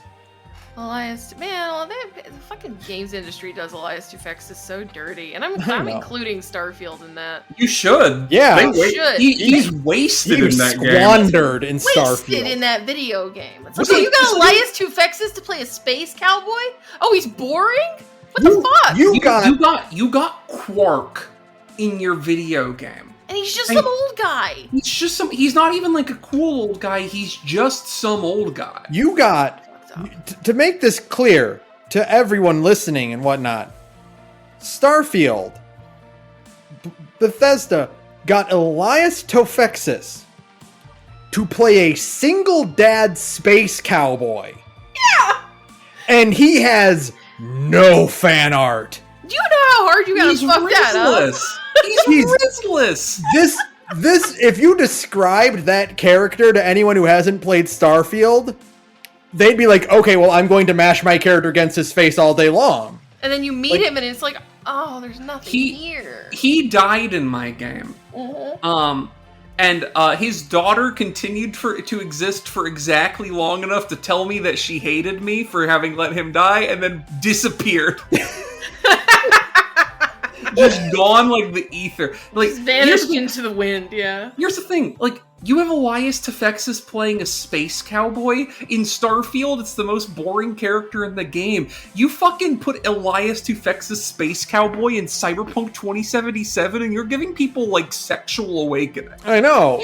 Honestly, that's what fucking Cyberpunk 2077 needed, is, like, one dude who's actually worth romancing. Yeah, instead of having taken that exact character and put him into Cyberpunk, it'd be the perfect video game. You need to replace the fucking cop. Oh god. In Cyberpunk with Cowboy Elias Tofexis, and then I will play your game. Replace the cop with Elias Tofexis space trucker who's on shore leave for a couple months, but he's normally trucking in low Earth orbit, but also secretly he's a pirate trucker and he's doing low orbit truck piracy.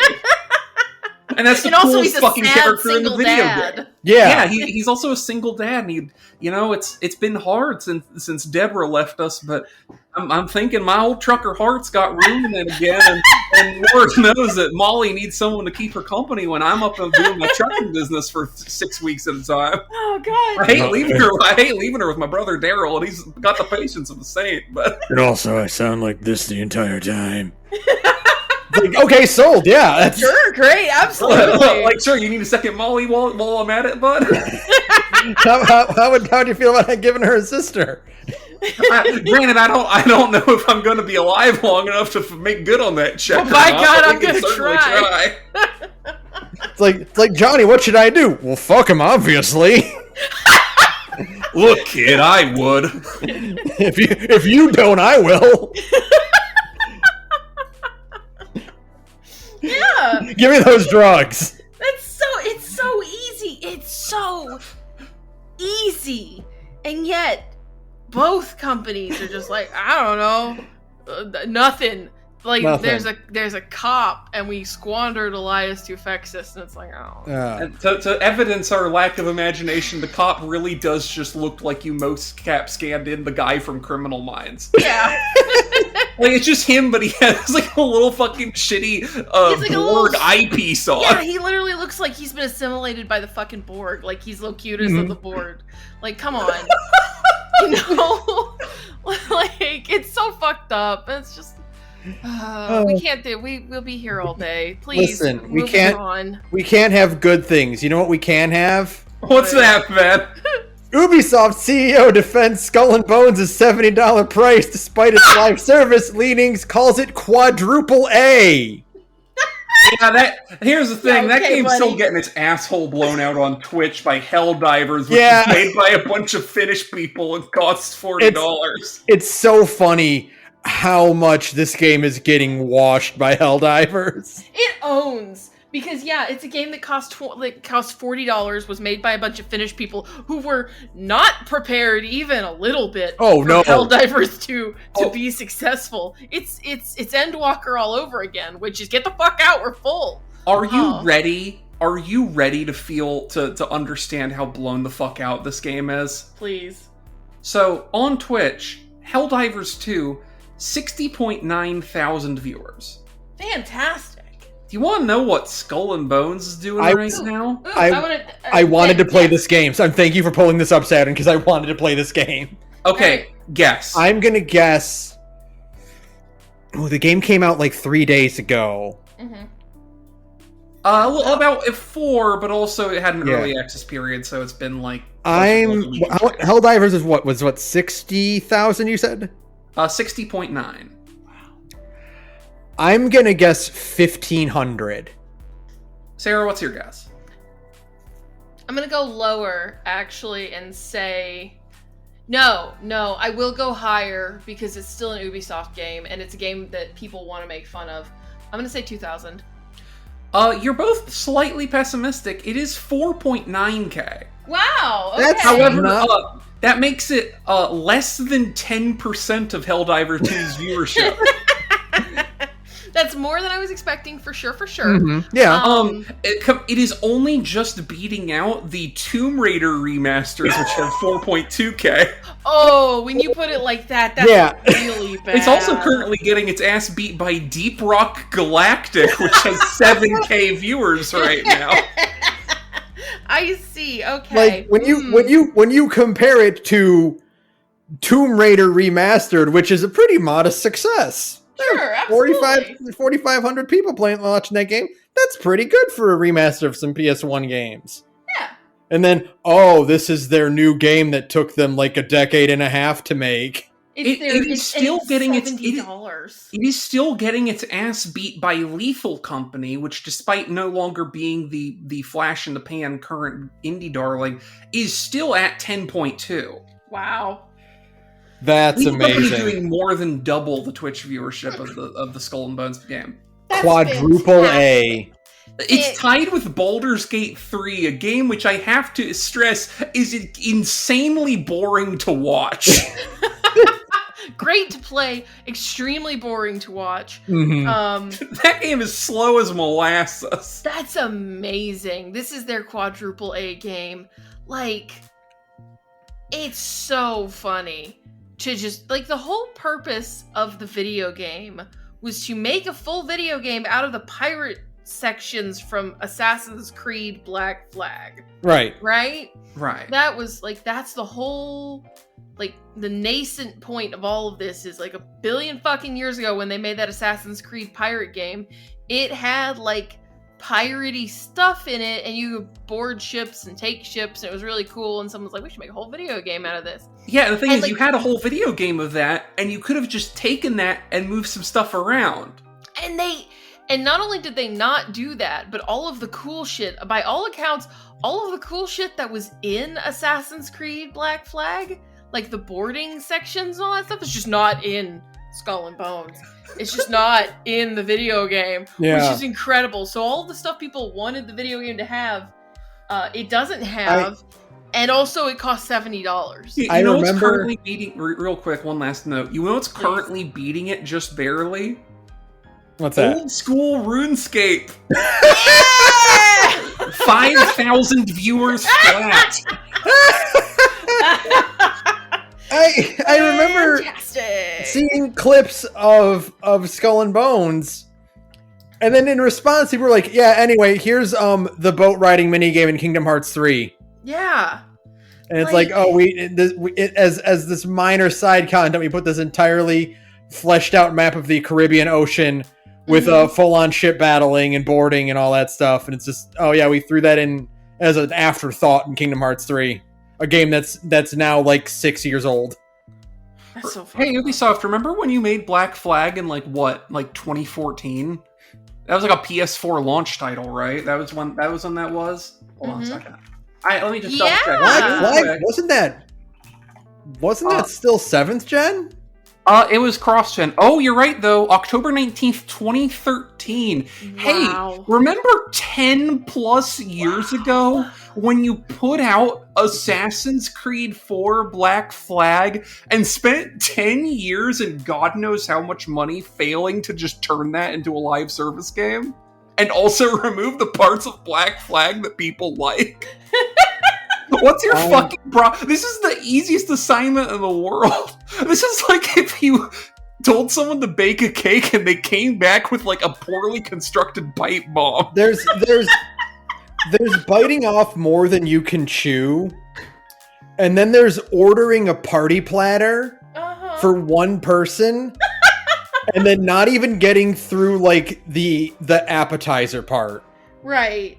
And then having like a Twitter meltdown about how you weren't able to finish this party platter and like how you're a disappointment to everyone you know, and this time you need to really do it. It's like you could have just got the sandwich. Yeah, no one made you get the party platter. Sandwich. It's really incredible to me.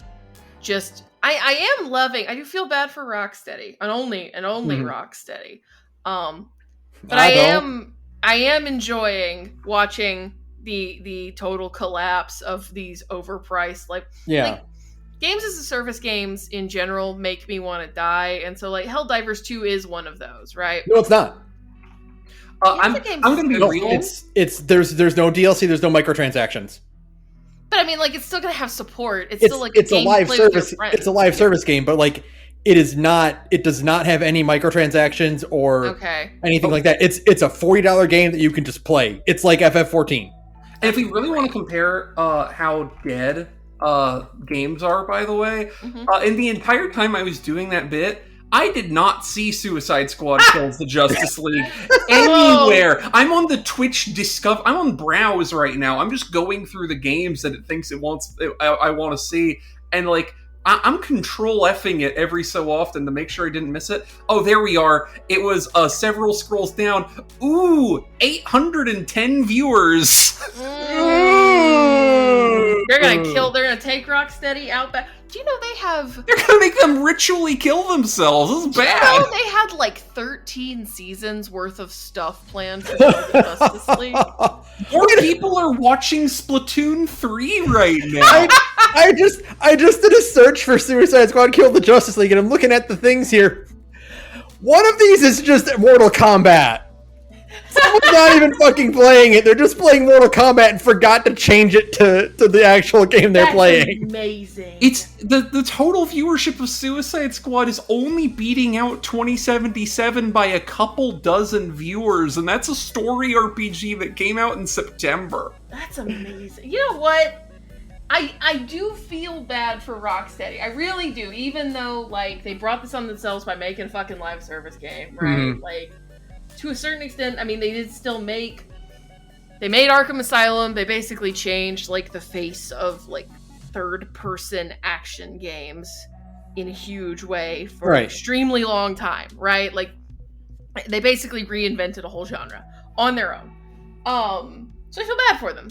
However, I am still loving watching like all of these huge, expensive, like live service games just instantly die. Yeah, it's the only source of joy I have in video game news right now. Because otherwise, it's bleak as fuck out there, folks. Like, there's no good news.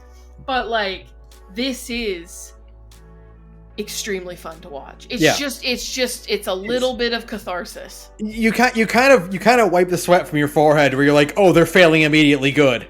That's great. That's great. Now we can just keep that going. Yeah, they're not like pulling like a Last of Us where like they're because they review well on our media darlings. Like they're not being propped up by like a bunch of casuals who don't give a shit. Sure. Like even the casuals are like, no, this game fucking sucks. This game fucking sucks, and I'm not gonna spend $70 on it. Hey, so while we're on this bit, I will do one last Twitch check-in. Please. Fate Grand Order is at 199 viewers. Okay? Sure. Mm-hmm. Let's compare that to Foam Stars, which is at 109 viewers. Okay. Wow. Oh, that's so Foam funny. Stars has less viewers right now than Helldivers 1. Foam Stars has less viewers than Fate Grand Order right now. Which is... And there's not an event going. I mean, I do like Fate Grand Order. Don't get me wrong, I do like that game. Right? Like, I am still very interested in playing it. It's just that it's hard for me to make time for it. Sure. I cannot imagine watching someone play Fate Grand Order. I actually can watch people play Fate Grand Order because I think it's fun to watch gimmick comps, right? And plus, like, most people, when they're farming in FGO, it's just an excuse to talk to their viewers. Oh, yeah, right? Yeah, well, yeah. Like, also, sometimes people do, like, oh, yeah, we're just gonna do some grinding, and we're gonna do a bunch of, like, pulls or whatever, and people like having the dopamine from seeing someone else like get a 5 stars. Yeah, exactly. Mm-hmm. Like live reactions and stuff like that. So like I totally get like watching FGO streams. Like I've skimmed through like Hanako Green's FGO streams before because he has a like an alt account where he only plays with free to play servants, right? He plays the whole game without spending any money, which is great. But like I need to point out Foam Stars just came out. And FGO doesn't have there's nothing to do in FGO right now. Like, if you're gonna get caught up in the plot, now's the perfect fucking time, because there's nothing happening for, like, another week, I think. Yeah, we're getting... And the thing that's happening in a week is fucking White Day. It's Chaldea Boys Club, which is, like, nothing. That's like a the only reason I'm even remembering that it happens is that there's a fucking costume code for Junow. And, like, that's it. If that wasn't in there, I wouldn't be paying attention. I'd tune back in for Lotto in, like, a month. Right. So there's nothing going on in Fate Grand Order right now, and it still has more views than Foam Stars. Oh, I can't wait for this industry to just fall apart. It's so dire right now. Close. We're so close. Literally just standing on an edge. What else? The final days of Coyote vs. Acme offers rejections in a Roadrunner race against time. This one's just depressing. This is so upsetting. It's literally just that Zaslav was selling it for, like, intentionally. You ever do the thing where you mark a thing up, like, way, way too high because you don't actually want to sell it? Yeah. And it would only be worth it to you to sell it if someone overpaid for it like a moron. Yeah, right. Exactly. Zaslav is trying to sell this thing for, like, almost $100 million, apparently. Mm-hmm. It definitely did not cost $100 million to produce. They didn't do any marketing for it, so they didn't put any money into marketing it. Yeah. Right? So apparently the reports was that he was trying to sell it for anywhere from $70 to $100 million to like Amazon and Netflix and all that shit. And they're not going to pay that much for that movie. It did not cost that much money, right? We just need one brave soul at Warner Brothers. Needs to leak it. I know. Yeah.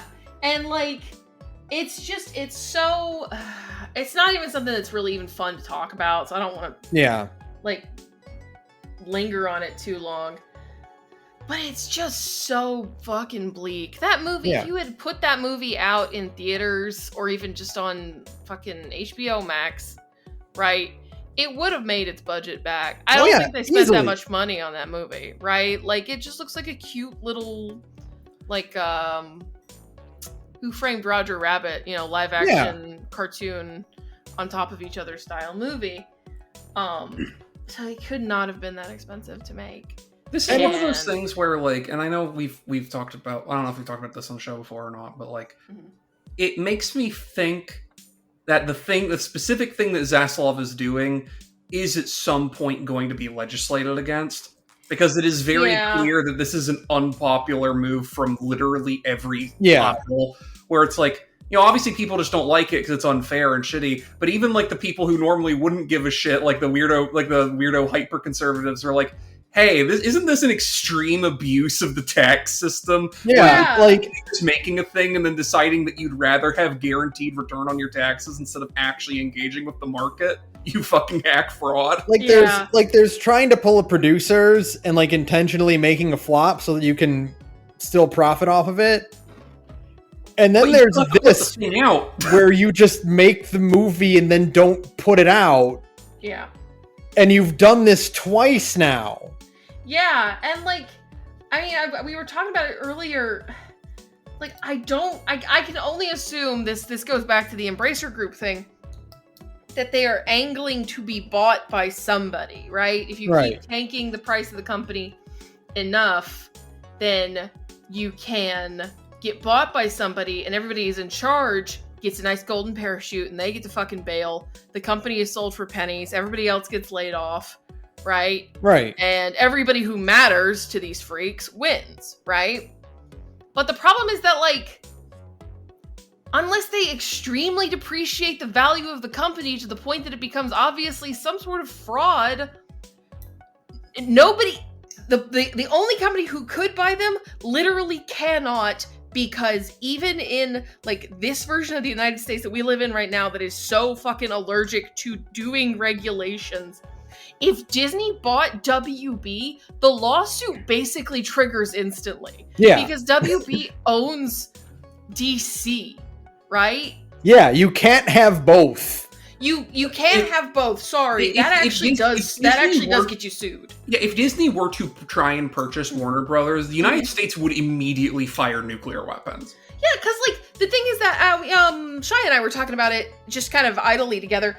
The top 20 movies, if DC of last year, if DC / Warner Brothers was bought by Disney, 13 of those would be owned by Disney. Dune would become a Disney movie, right? Right. Barbie would become a Disney movie. So basically, it's not like the Activision Microsoft thing it was bad, but you could still make the argument that it's not actually a monopoly. Mostly because Microsoft can't put any fucking video games out, right? And also, Microsoft is extremely in a bad place, largely due to their own mistakes. And Activision, even though it has a lot of big shit, Activision tends not to actually be, like, I would say that they're, like, not themselves, like, as hugely market relevant in the way that something like Warner Brothers is to movies. Yeah, the percentage of games that come out is not dominated by Microsoft. Yeah. This would be the equivalent of, like, if you let Microsoft buy Nintendo. Yeah, that's what this equivalent is. Where, like, literally everyone would be like, no, you can't do that, actually. No, that's actually extremely against the law. That one, we see what you're doing. You can't actually do that one. Yeah, and so, like, obviously, all that's kind of left are Universal, who have nothing. I think they have literally all of their franchises are on fire right now. Like, they can't even make money off fucking Harry Potter anymore. It's a dark universe. Yeah. It's the beginning of the dark universe. The beginning of the dark universe. I'm so excited. And Paramount, who also are not having, like, a super great time because they're talking about merging with NBC Peacock, right? Because they have their own subscription service, Paramount Plus. They're talking about merging those two subscription services because separately, they don't have enough content. So it's like, well, if we stick them together, maybe we'll have enough shit to actually make some money off of these, right? And then you could call it Paramount Peacock, which sounds like the name of a stripper. That's right. It sounds or great. a Gundam character. Yeah. It could be the first canonical textual stripper in Gundam is Paramount Peacock. Paramount Peacock. And yeah, like, so neither of them are going to buy WB because they don't want to buy another flagging streaming service with their own. They don't have the fucking capital for it. So, like, the only one that's left is Sony. And Sony doesn't really, I mean, they make movies, obviously. But they don't make... And I mean, I guess if they wanted to do the thing where you buy a company so that you can make good movies instead of bad movies in the occasional Spider-Verse, which is basically what Sony does right now, which is make bad movies and also Spider-Verse. Like, if you wanted to buy an arm of the company that could actually make good movies and maybe make money off of movies, yeah, sure, you could buy WB, and then you also own DC, right? So you have that whole thing. But I don't know. I feel like not even Sony wants to spend that kind of money, right? I also think that Sony probably couldn't because of the Marvel things that they do. Like, yeah, I don't know. That's not as set. Could they get away with doing both? Yeah, I think they could get away with doing both because they don't do enough Marvel. They don't own Marvel. They are in a partnership with Marvel, right? Like, they are just they're a license holder, but they're not a license owner. If that makes sense. Sony should pull a Bungie, what they pulled with Bungie, and buy Marvel for like way too much money from Disney, and then like just immediately have the entire Marvel superhero movie thing just immediately shit the bed, totally like, irrevocably. Yeah. Like, that's the nail in the coffin of people going like, actually, I don't want to see the new Iron Man movie. Yeah. Well, they wouldn't make an Iron Man movie. They'd make Happy Hogan movie, and Iron Man wouldn't be in it. Yeah. That is basically what happened to Bungie. Yeah, that's correct. But yeah, no, I don't know. I mean, like, I really don't know what the angle here is because it's not making them any money, and they're obviously not trying to make money. I genuinely to assume that the C-suite actually has any idea how to make money. I mean, that's a good point. Maybe I still continue to make the mistake where I think the people in charge are like intelligent. I think at this point, I think David Zaslav either has some maniacal concocted plan that he's trying to put forward that we cannot even comprehend, right? Or he just genuinely thinks, well, the eggs are in the goose. If we kill the goose, then we'll get all the eggs all at once. Right, yeah. We just have to kill finally, goose. We got control of the golden eggs. Now let's get this fucking goose out of here. Yeah. All my seeds. Like, he just genuinely is like, well, we don't actually have to put the movies out to make money. And it's like, yeah, we do, Dave. Yeah, you do. You do have to actually go through the work to put the movie. Nah, it'll be fine. It's like they're just coasting off of how big of a hit Barbie. And Barbie was a big hit, right? Barbie does I think the most, like, the biggest movie of last year in terms of profit made. But it's a problem where it's like, if your reputation as a studio becomes coin toss odds on whether the movie actually even comes out or not, no one's ever going to willingly work with you. Yeah, exactly. Yeah. That's actually like the big problem that they're having right now, because Christopher Nolan used to put out all his movies. Again, Oppenheimer was supposed to put out a bunch of, like, he usually puts his movies out under WB.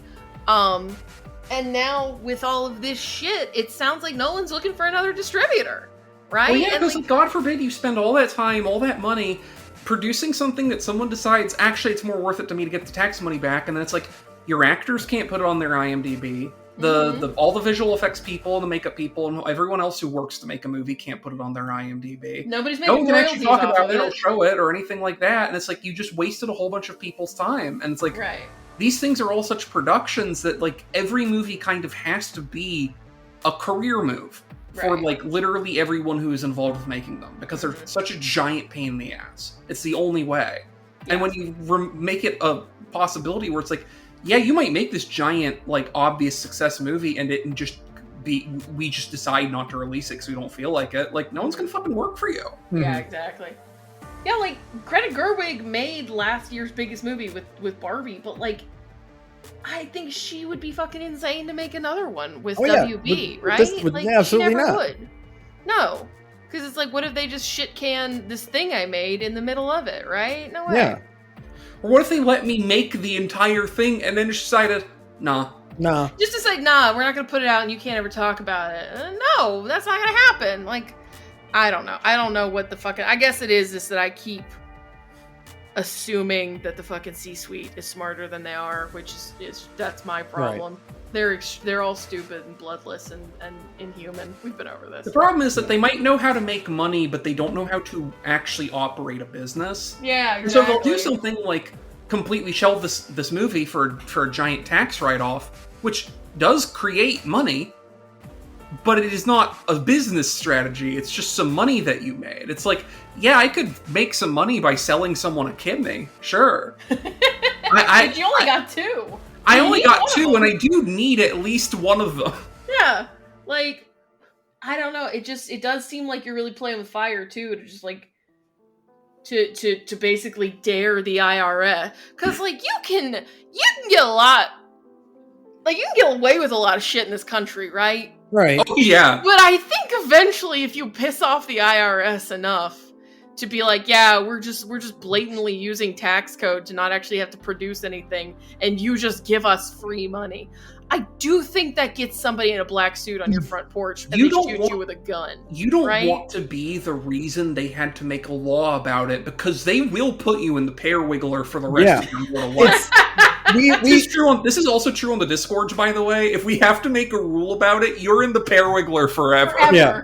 When we talked about this before, when you're making backroom shady deals, is you actually have to go into the back room. Yeah. Like, you can't just make the deals where everyone can see that you're making the deal. You have to obfuscate what you're doing by 1 degree.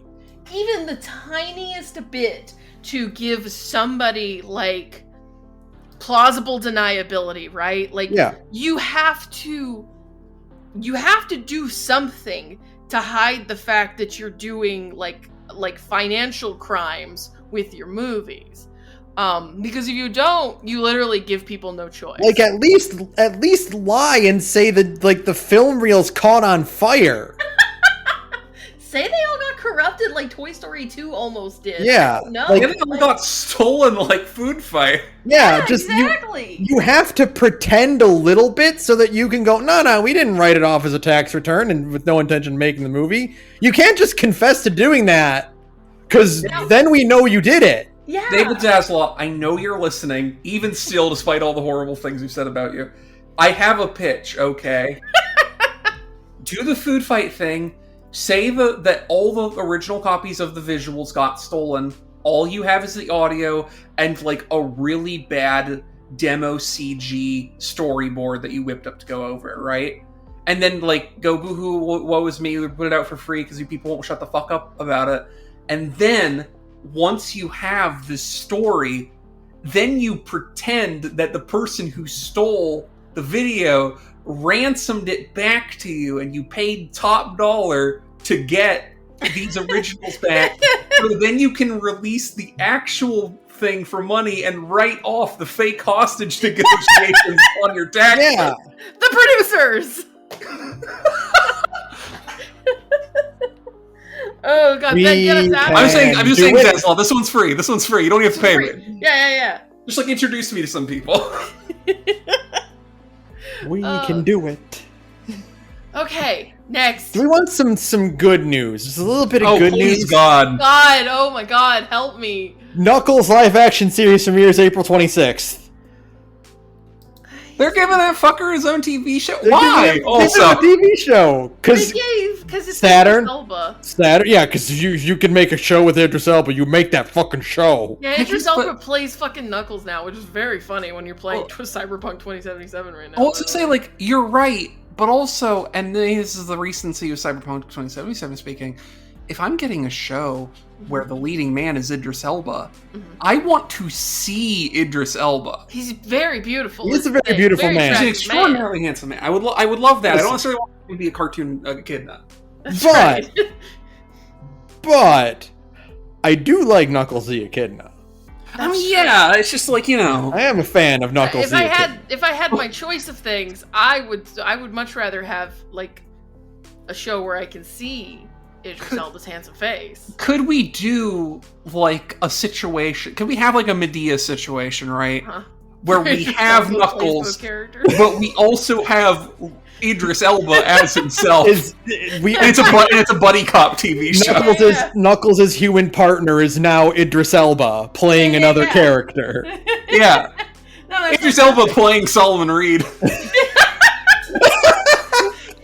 They took me back from the cyberpunk future. Now, see, the thing is that would be great because Solomon Reed would be able to trick Knuckles so easily. Oh yeah. Knuckles, you willing to pledge your loyalty to NUSA?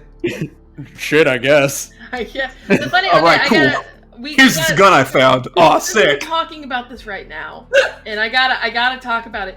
I think it's very funny now that I am playing Phantom Liberty. And I respect it. I like any time that like a voice director just says, just do that character again. Mm-hmm. It feels like they really did just go to Idris Elba and be like, can you just do your character voice from The Wire again? Yeah, for Can you just do that Baltimore accent again? Like, is that cool? You don't have to make it any. It's kind of like how they told Kevin Conroy to just be Batman again in the Venture Brothers. Yeah. And he kept trying to like do something different. They're like, no, you gotta be more Batman. I feel like that's what they did with Idris Elba and Cyberpunk. They're just like, listen, you just have to do the Baltimore, because he's from England, right? Yeah. He's one of those. He's one of those. Like, it's just like, just do the Baltimore accent again. Can you just do that? And he's like, I mean, yeah, I guess I can. I'm willing to. Now, I haven't watched a whole lot of Idris Elba like movies or other vehicles that he's in. Sure. I imagine some part of that might be the American accent Idris Elba can do is Baltimore. Yeah. After he was on The Wire for so long, he really only knows how to do the one. I believe that. He tried to get a little bit of like California going, a little bit of New Mexico, and it's like, nah, man, you gotta turn that shit back to the East Coast. I'm sorry. Just do Baltimore again, dude. It's like, okay, fine, that works. Yeah, I do believe that, actually. Because it is really funny to just, like, listen to Solomon Reed talk. And he's just doing the Baltimore, because, like, the Baltimore accent, where they, like, really kind of mush all those words together. And, yeah, no, it's really funny to just hear him talking, be like, oh, they just watched The Wire. Oh, yeah. Okay. The Wire's a good show. I mean, that's fine. No. My understanding is that it was a large part of the casting decision for putting Lance Reddick in Destiny. So that makes sense.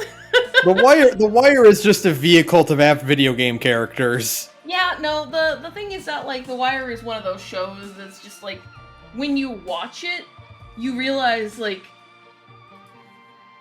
you ever do the thing where you like maybe watch The Princess Bride 20 years after everybody else and suddenly everything makes sense? Yeah. Yeah, you realize how many things were fucking stealing from it the entire time. Yeah, exactly. Yeah. That's what The Wire is. When you watch it, you're just like, oh, okay. It's one of those. Yeah. And it's just launched a ton of people's career. Anyways, that's just the funny thing that came to mind while we were talking about this. Yeah. This little 6-episode miniseries does look like it'll be a lot of fun. Knuckles wears the hat from the OVA. Yay, Cowboy Hat Knuckles! So they knew the assignment. They knew what they needed to do. Give him the hat. You just get more Idris Elba. That's great. You can't go wrong with more Idris Elba Knuckles. Being like a goofy cartoon character instead. Yeah, instead of just like the most manipulative fucking CIA agent of all time. It's fine. This series and the Sonic series in general is apparently set in the same universe as the movie Dodgeball. What? Because they have a bit where they go where Knuckles will appear on ESPN 8 The Ocho. Okay.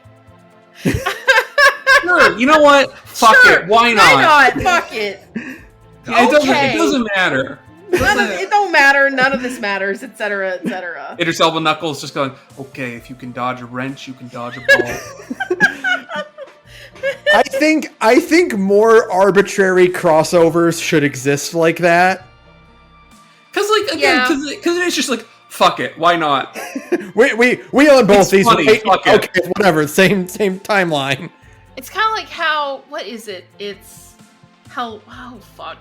Law and Order is in the same universe as Homicide: Life on the Streets, and because of that, it's like in the same universe as like fucking like X-Files or something. Yeah, like everything that. there's like arbitrary. Oh, no, it's Kill Bill. Oh yeah, that's right. I think it's Kill Bill or something. Anyways, it's one of those weird ones where it's like because of a single character from all of these different shows. It's not Kill Bill. No, I actually was right probably the first time with the X-Files. But because of that, it's like, no, these are actually all the same universe. Yeah. Oh, cool. Okay. Sure, why not? Recently I learned that Shinichiro Watanabe said, "Oh yeah, all 4 of those series in the same timeline."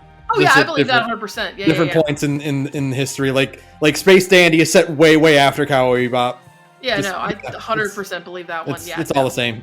I choose to believe that Spike Spiegel has that big hair because he is in fact like a distant ancestor of Mugen. Yeah. Absolutely. Time for some not good or bad news. Well, dipping our toes back in. All the Xbox games rumored to come to PS5 and Switch.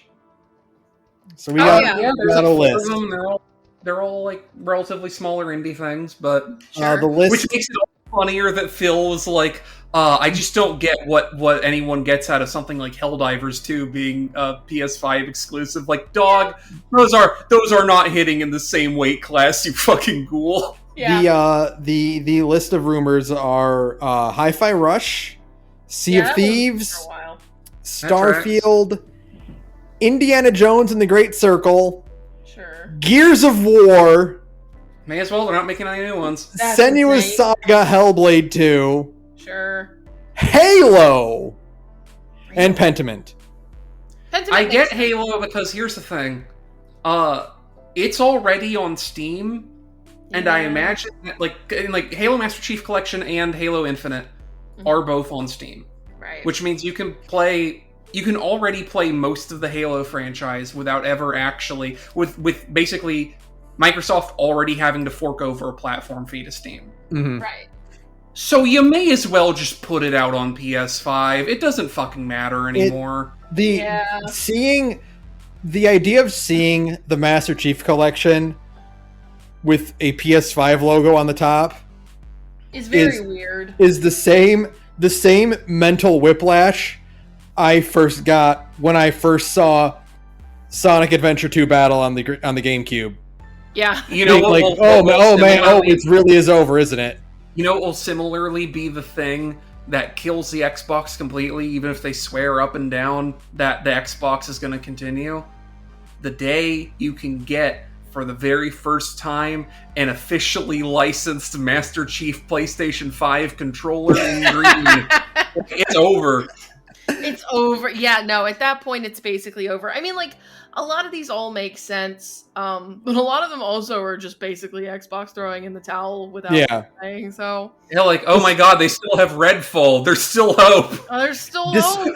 Despite what that podcast said, like, Phil, I don't believe you. No, yeah. I don't... Like, no, we intend to keep doing Xbox. And it's like... That's a thing you say so that you can sell off your remaining stock and then only formally announce you're getting out of the game when you no longer have Xboxes left to sell. Exactly. We're going to keep making Xbox. That sounds like something someone who isn't going to make Xbox anymore would say. I'm going to keep making an Xbox shirt is raising a lot of questions that are answered by my shirt. It's just like, because... It's a weird one to fixate on, but I'm thinking of Senua's Sacrifice 2, right? The game they have only announced so far at Windows showings, as my recollection. Sorry. No, they announced it at one of the last E3s ever as an Xbox thing. It was always going. It was like one of their big things was that it's like, this is gonna be only on Xbox because it can only run and look this good on Xbox, right? And they've moved it out like every major show they've done since. Absolutely. Even if it's only a little bit, they're like, we're still working on it. We're still making it, we swear. And the whole time, it's been the Xbox thing. It's going to be their big, like, prestige video game, like The Last of Us, right? And it's coming to PlayStation. There's someone out there who bought an Xbox Series X for Hellblade: Senua's Sacrifice 2. Which is insane, but yeah. There's got to be one. Look, it's not going to be many. It's going to be like one guy in Michigan who's like 45 years old and has a 50-hour-a-week job and doesn't really have the time to be keeping up with the news, but he did play that Hellblade: Senua's Sacrifice 1, and it touched something in him somewhere. Sure. That guy bought a Series X for Hellblade: Senua's Sacrifice 2. Mm-hmm. And he's going to be sorely disappointed when that game comes out in 2027. I'm just not on an Xbox at all. I'm reminded of that old Penny Arcade comic where I don't even remember what it was, but Microsoft finally did something good, and it's the opposite of this, where it's like it's a bunch of guys in a cubicle are talking like, "Oh yeah, that's Jim. He's never had a win before. He doesn't know how to handle it." It just shows this guy like clutching his Zune and twitching. He's not used to winning. It's just that, like, you just get all this Microsoft stuff, and you're not used to them just completely fucking up like this. Like, what do you mean they have no exclusives anymore?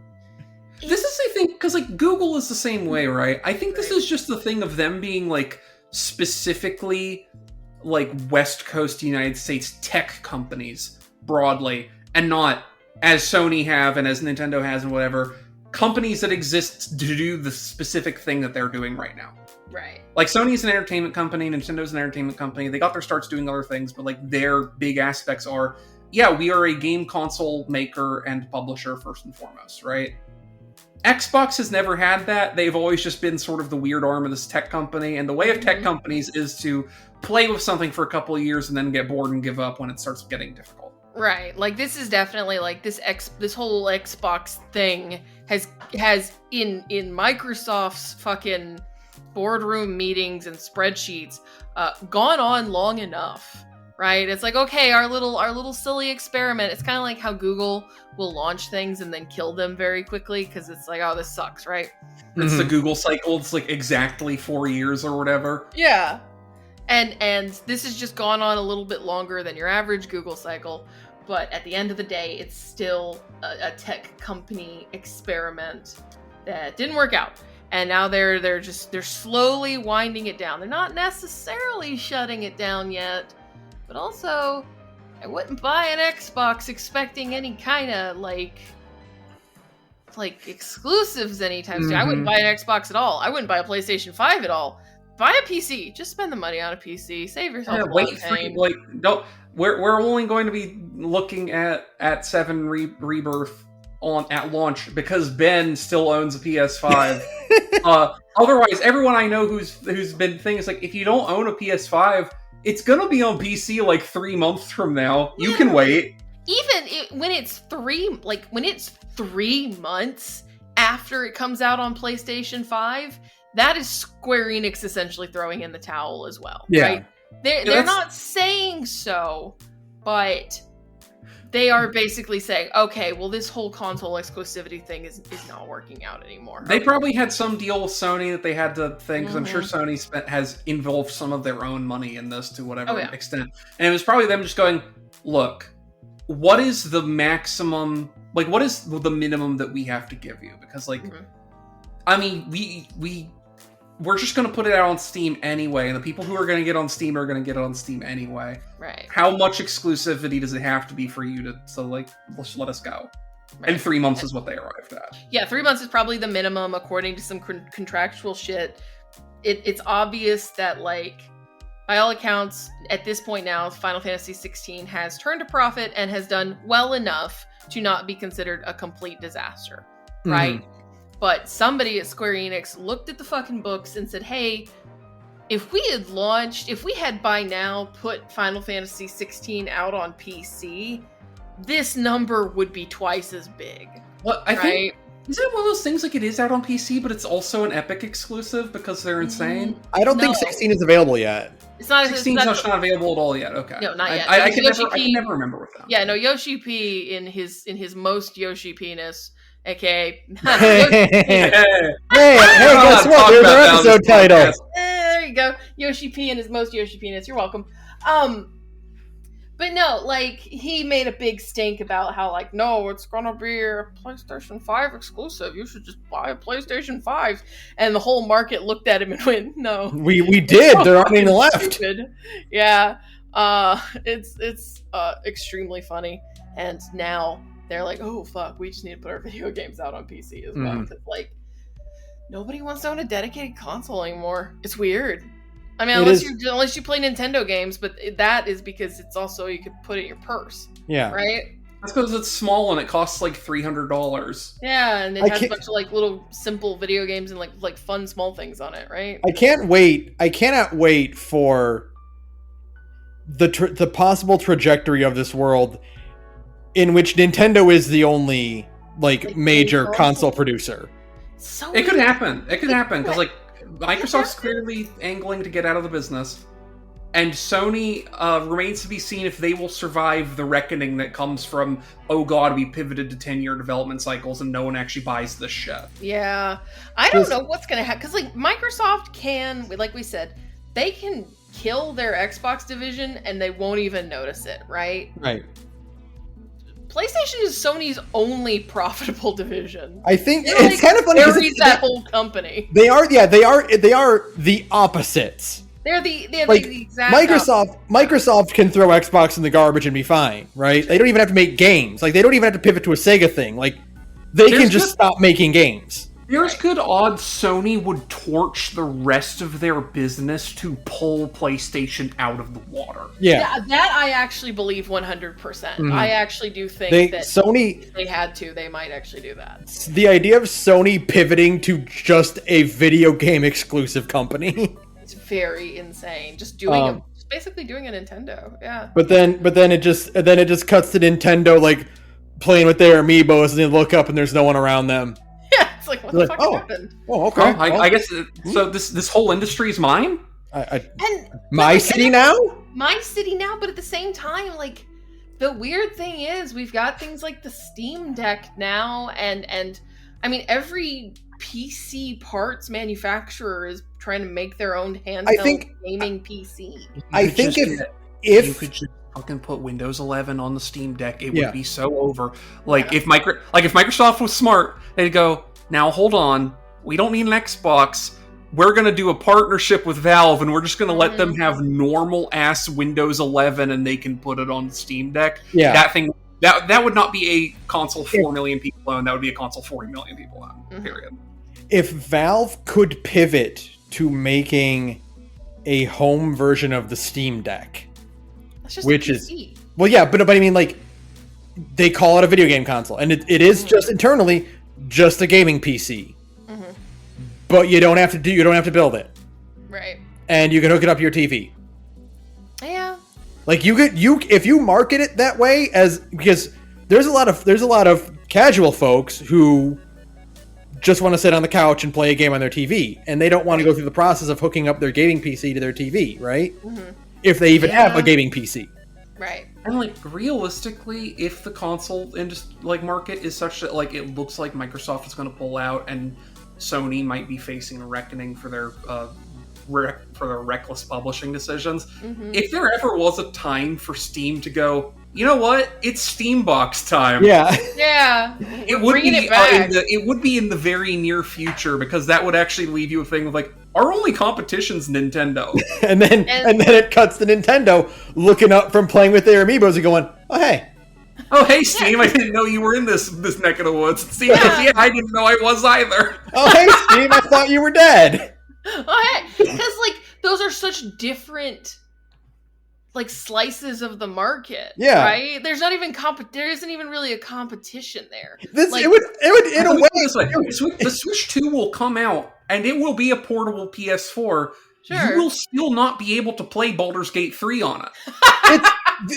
This would create this weird kind of like idealized society in which they aren't competing with each other, but they're still keeping each other in check.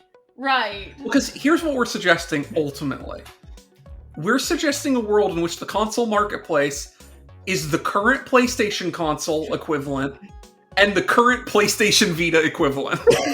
You have your box for real big dick video games that are huge and expensive and difficult to run, and you have the other smaller box for like JRPGs and Baba Is You, and also Tears of the Kingdom runs on there somehow. You can play your 130-hour Baldur's Gate 3, fucking 4K explosion of gameplay and artistic beauty. And then you can play Mario. That's right. Yeah, like... Wait a minute. Really want. Are we developing the ideal video game society? We are making our 2024 Irish reunification for what the ideal video game industry looks like, which is there is a Nintendo handheld that is as strong as a PS4, and there is a Steam console you can play 4K 60 Baldur's Gate 3 on. That's right.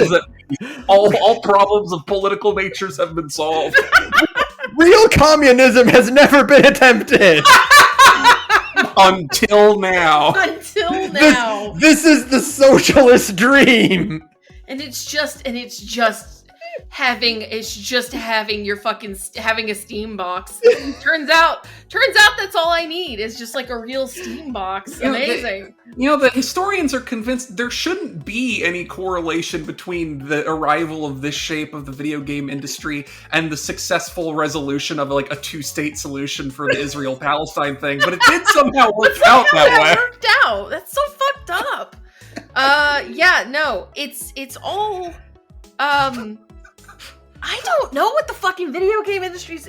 Because, like, between this and all the layoffs and all the cheap money running out and nobody wants live service games anymore unless they cost $40 and they're mostly just a finished video game that you can play with your friends and we'll get DLC down the line. Like... What? I don't know. I feel like we've been talking about every episode lately because, like, because it feels like this industry is so, like... tenuous right now, right? We talk about it every week because every week it feels like something could shift. Yeah, like something huge could just happen, right? Like at any moment. That like a big part of the live service crash is that no one understands is that like I think what's really making it happen is that we're finally at a point where every 2 or 3 months we're getting a $10 to $40 video game that's hot shit. And that you can play with your friends, it's not too expensive, and you know that you will play it with them for like 2 or 3 months, and then another one will come out. And that mode of consumption has like completely killed any interest in the forever game. Yeah. Right. Because like the problem with the forever game is that like publishers love that idea because it's cool to make a video game and then spend barely any effort like maintaining it and make infinite money. Just look at FF14. But the problem is that most normal people get bored by that immediately. Yeah, and most people can only have one, right? Like, you can only have one forever game. You can have FF14, but you can't have anything else. Our group, the 4 of us, trying to juggle even FF14 and 76 was untenable. I'm currently not playing FF14 right now because I'm busy playing Warframe. Right. And the instant I'm like, you know what? I'm going to try and get back into FF14 to do all the shit I want to do before Dawn Trail. What's going to accompany that is going to be me not playing Warframe for that length of time. It's just not exactly. Like the 2 months leading up to Dawn Trail and the 3 or 4 months after Dawn Trail comes out, right? And like the patch, like new patches and stuff are coming out at a relatively normal clip, right? No other live service game is getting played. Yeah. Because people can only really manage the one and maybe a second one on their phone. Yeah, right? it's not even an attention thing or trying to like it's just normies can't handle 2 games at once. Like, no. These games are too big and require too much of your focus to try and juggle 2 of them. And it's also just like it's just like you just don't want to fucking fool with having 2 at the same time. Yeah. It's like, yeah, dog, I can't focus on Warframe and FF14 at the same time. I have like 2,500 hours in both. Yeah. Like, there's no fucking way I can play this at the same time. They're giant attention hogs. I got 2 arms and 2 eyes. I can't do both. And 1 brain and a lot of depression, but not enough for 2 life service games at the same time. Like I can't just play both of them at the same time. Please, Jiminy, I am just one man. Yeah. Unless they made some sort of Final Fantasy Warframe. Oh, just put the Warframe armor as the wait a minute. Hang on. Wait a minute. I would actually love a Final Fantasy 17 that was Warframe. Was more Warframe. Mm-hmm. Yeah. It just plays like Warframe. It looks like Warframe. By all appearances, it is actually just Warframe 2, but they call it FF17.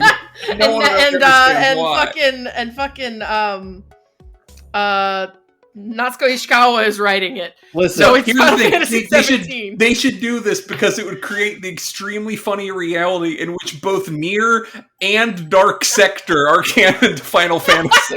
Listen. I love that idea. Yeah. I don't care what happens in FF17. Mm-hmm. But after playing 16, I need a character that wears tennis shoes.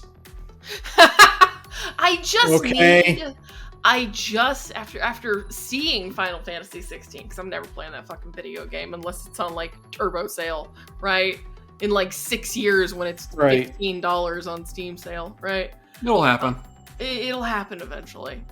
But like, I just need Final Fantasy 17 to be kind of funny. That's so hard. They need to have the main character just be from that one goof poster in Human Revolution. Yeah. The Final Fantasy 17 poster in that. Yes. It's just like a brown-haired anime girl where they apparently had to go to significant pains to get Square Enix to let them do that, by the way. That's so funny. I need the cast of 17 to look like the cast of Stranger of Paradise. Yeah. And then I'll be happy. We've gotten off topic. No, but while we're casting our wishes, I need to cast my wish, which is because it has clearly worked for every other franchise they've done this to. Maybe they should just let Omega Force make FF17. Their track record on turning weird dying franchises into fucking all-time greats has been pretty good so far. Just let them do it. Why not? They really are the Omega Force. It will cost you a 7-digit figure of money. Not even 8. Certainly not 9. They will do that shit for dog cheap. It'll be so cheap. And listen, I know we've gone over. It's already 2 hours. Just put it on the Switch. Just put 17 on the fucking Switch and make it a little bit funny and make it look like an anime. Make it look like an Impact. anime. Make it look like fucking Genshin Impact and like. Congratulations, it sold 500 million copies. Look at that. Wow. Yay. Like, it's that easy as it turns out. You don't have to make fucking Game of Thrones, but worse, which is really saying something because Game of Thrones got really bad at the end.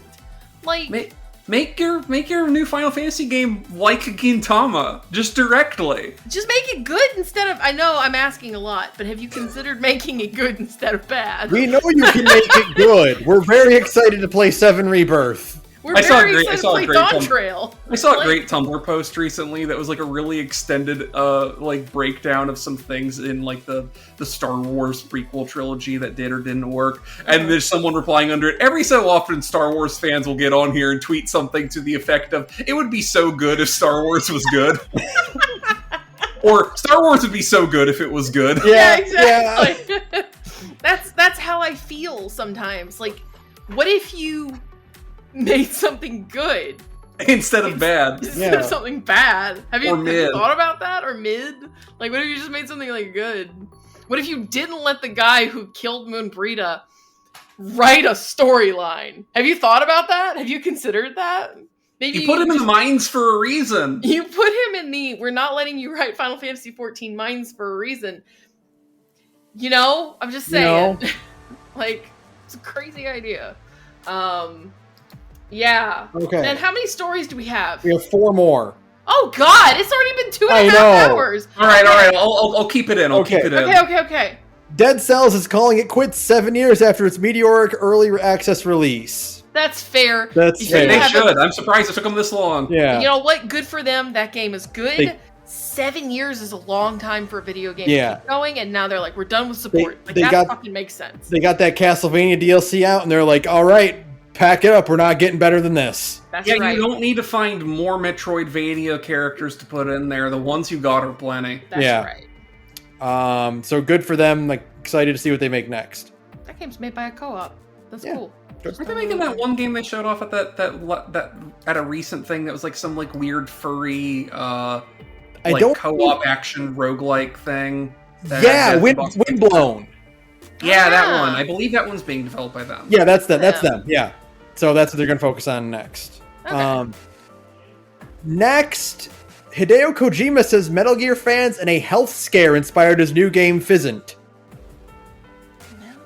This is something that you were talking about, like when this got announced originally, Sarah, where you were like, "Oh yeah, Kojima definitely almost died from COVID, didn't he?" Yeah, Kojima almost certainly. Considering the fact that Kojima said this and he got sick in 2020, he like mentioned that he got sick in 2020 and it scared him really bad.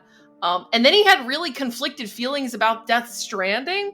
Yeah, my dude for sure almost died from COVID as well. Yeah, what if you made a video game that predicted COVID and then COVID almost killed you?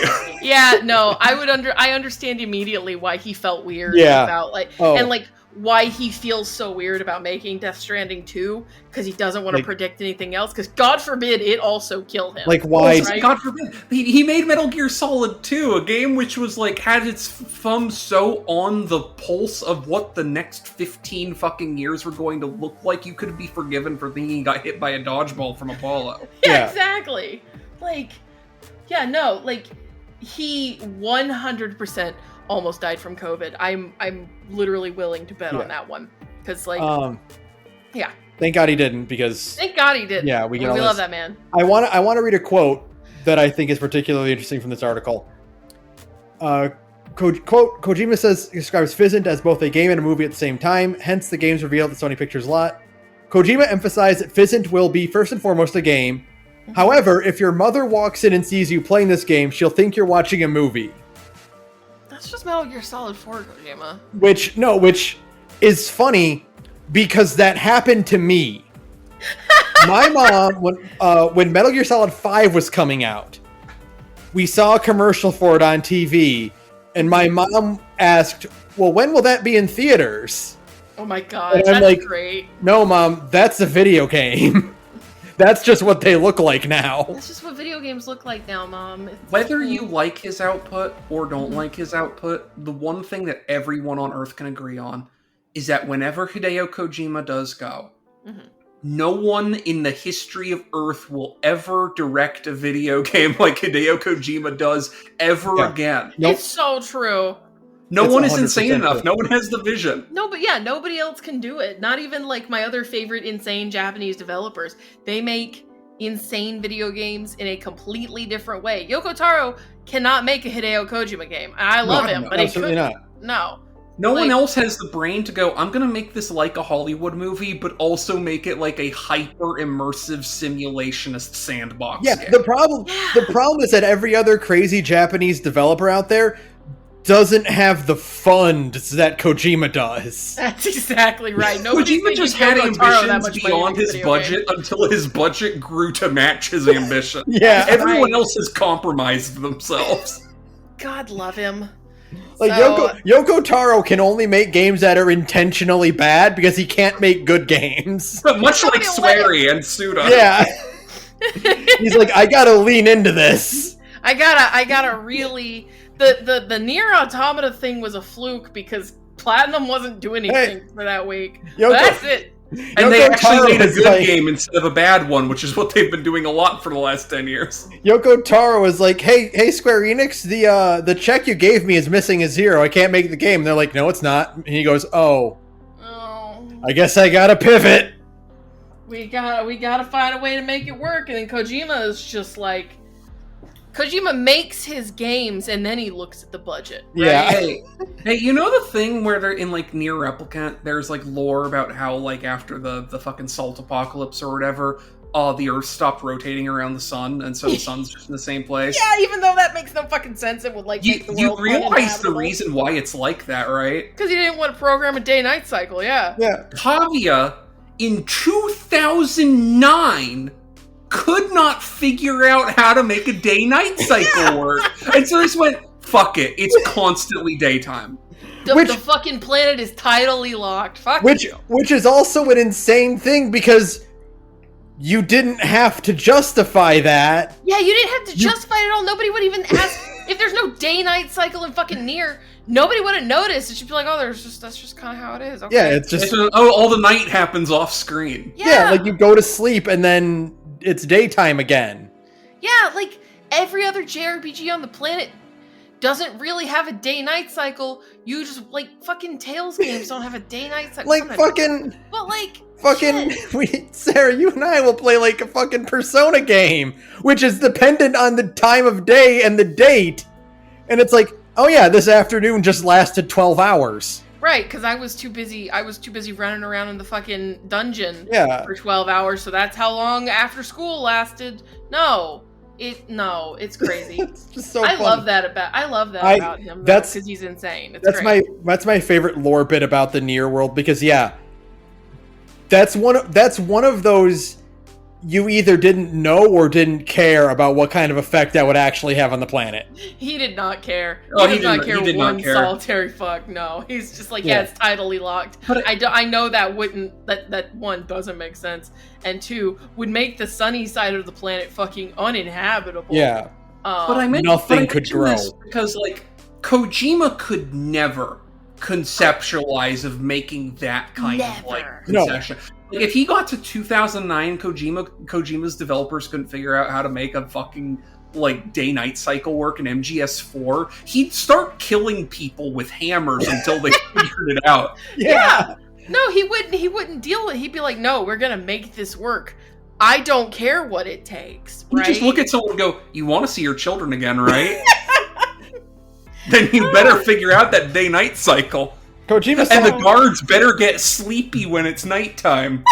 Kojima-san, we can't actually program in a fully functioning 24-hour day-night cycle. And Kojima goes, yes, you can. Oh. Just because you don't want to doesn't mean you can't. Yeah. The silence in that office where he just stares them down, like, yeah, you can. And that guy is realizing, like, oh fuck. I'm dead. Well, I mean, I guess we could maybe... Wait, hold on.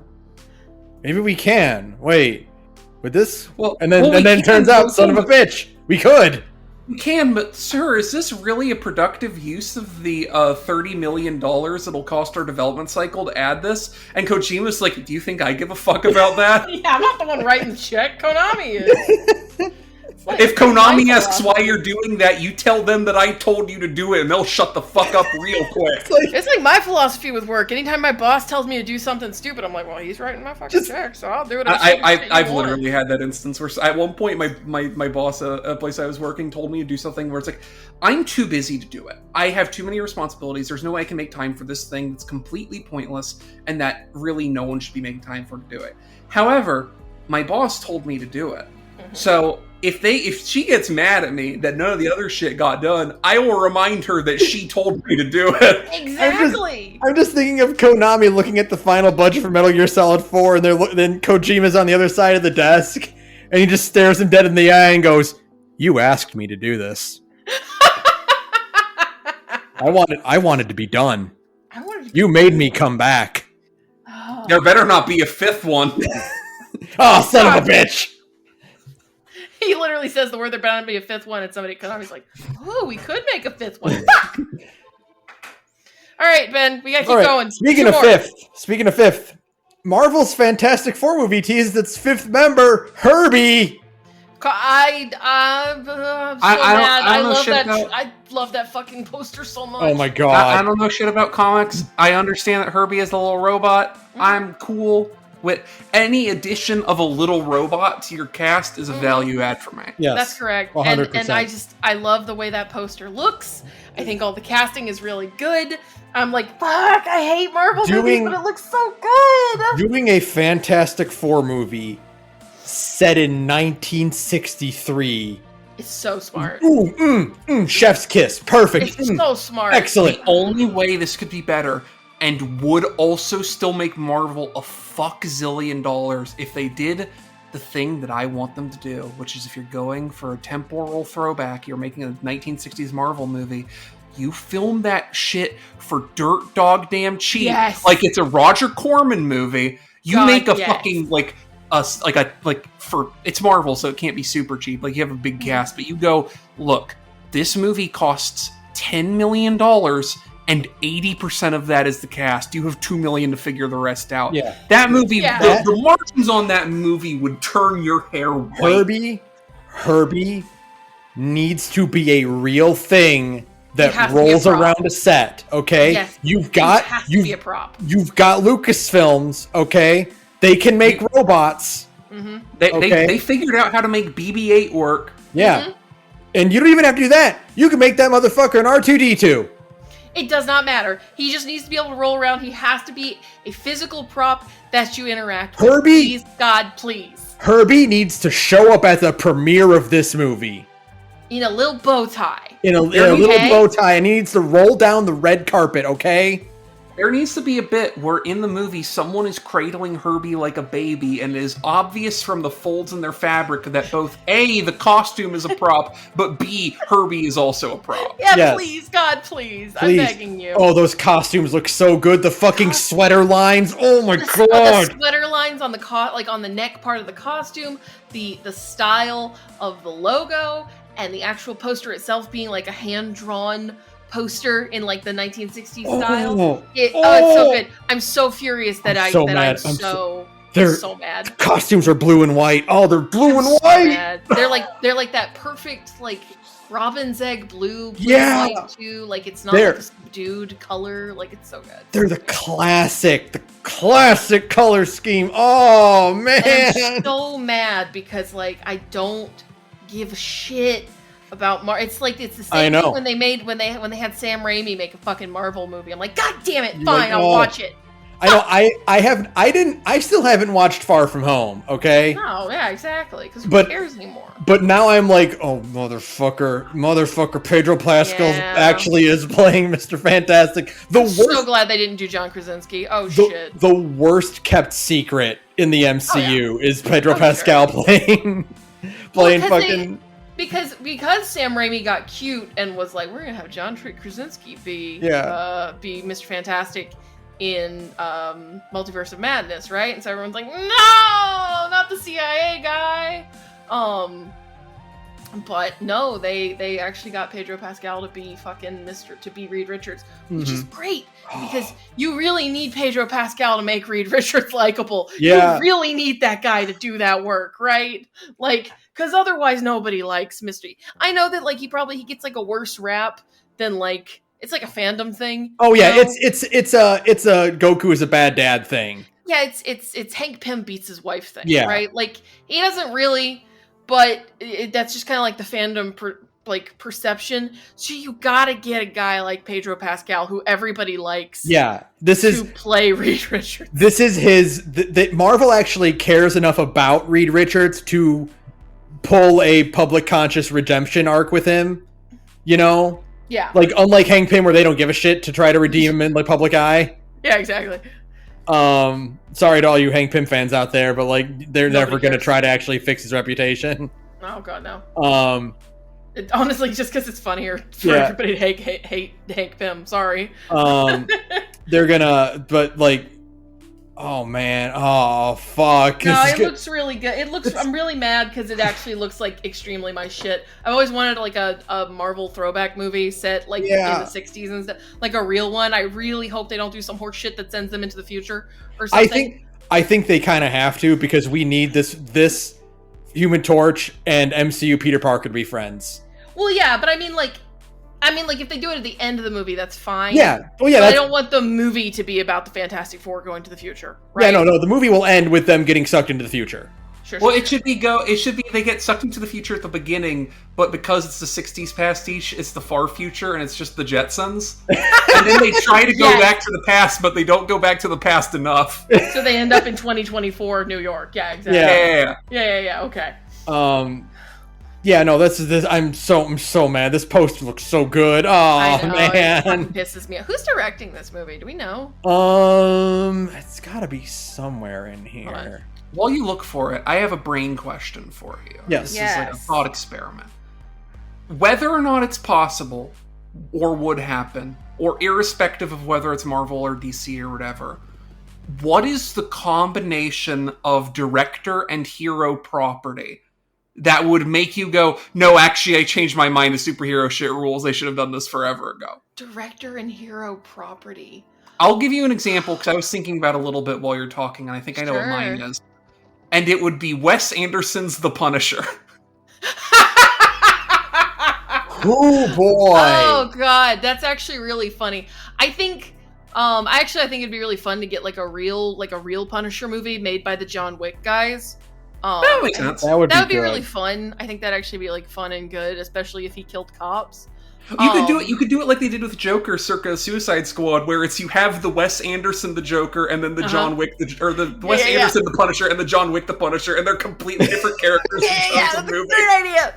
God, there's so many options for like. See, the problem is mine was already done, which is you get the guys who made Clone High to make a Spider-Man movie. Yeah, I also have that problem where it was. I mean, I guess it's just like let Sam Raimi make another superhero movie. Yeah, because like, and then they did. And then he did, yeah. So I guess let him do that again. Or like, fuck, who else would there be? There's so many good options. This is a good question. Good question, because I also don't know a ton of like directors off the top of my head. Yeah. You could also say, like, ideal casting for, like, this hero or that hero who hasn't been cast in a movie yet, or has been cast in a movie but you disagree with. They've cast fucking everybody in Marvel movies. I don't know. Yeah, that's like one I would really think about. Because again, my thing is that, like, if you ask me, my answer is like, well, let Sam Raimi make it another I would like Mysterio to show up in a Spider-Man movie, and he's just very clearly voiced by Dr. Orpheus. Yeah, that's true. Because like he wears a fucking fishbowl on his head, so it doesn't really matter who's under there. Yeah, they already put him in one of those. Though. Oh, you know what? That's okay. Just recast him again. Yeah, exactly. Doc Hammer and Jackson Public doing. Oh God, any team. Give them anything. Give them anything. Yeah. Give them Teen Titans. God, that'd be fun. They're not doing anything with that except making a Cartoon Network show that may or may not actually be any good. Give them Suicide Squad. Yeah, let them actually make a good like another. Because I've heard the James Gunn one is like okay. I just don't care about Suicide Squad. But I would care about a Suicide Squad movie made by the fucking Venture Brothers guys. I think that'd be really funny.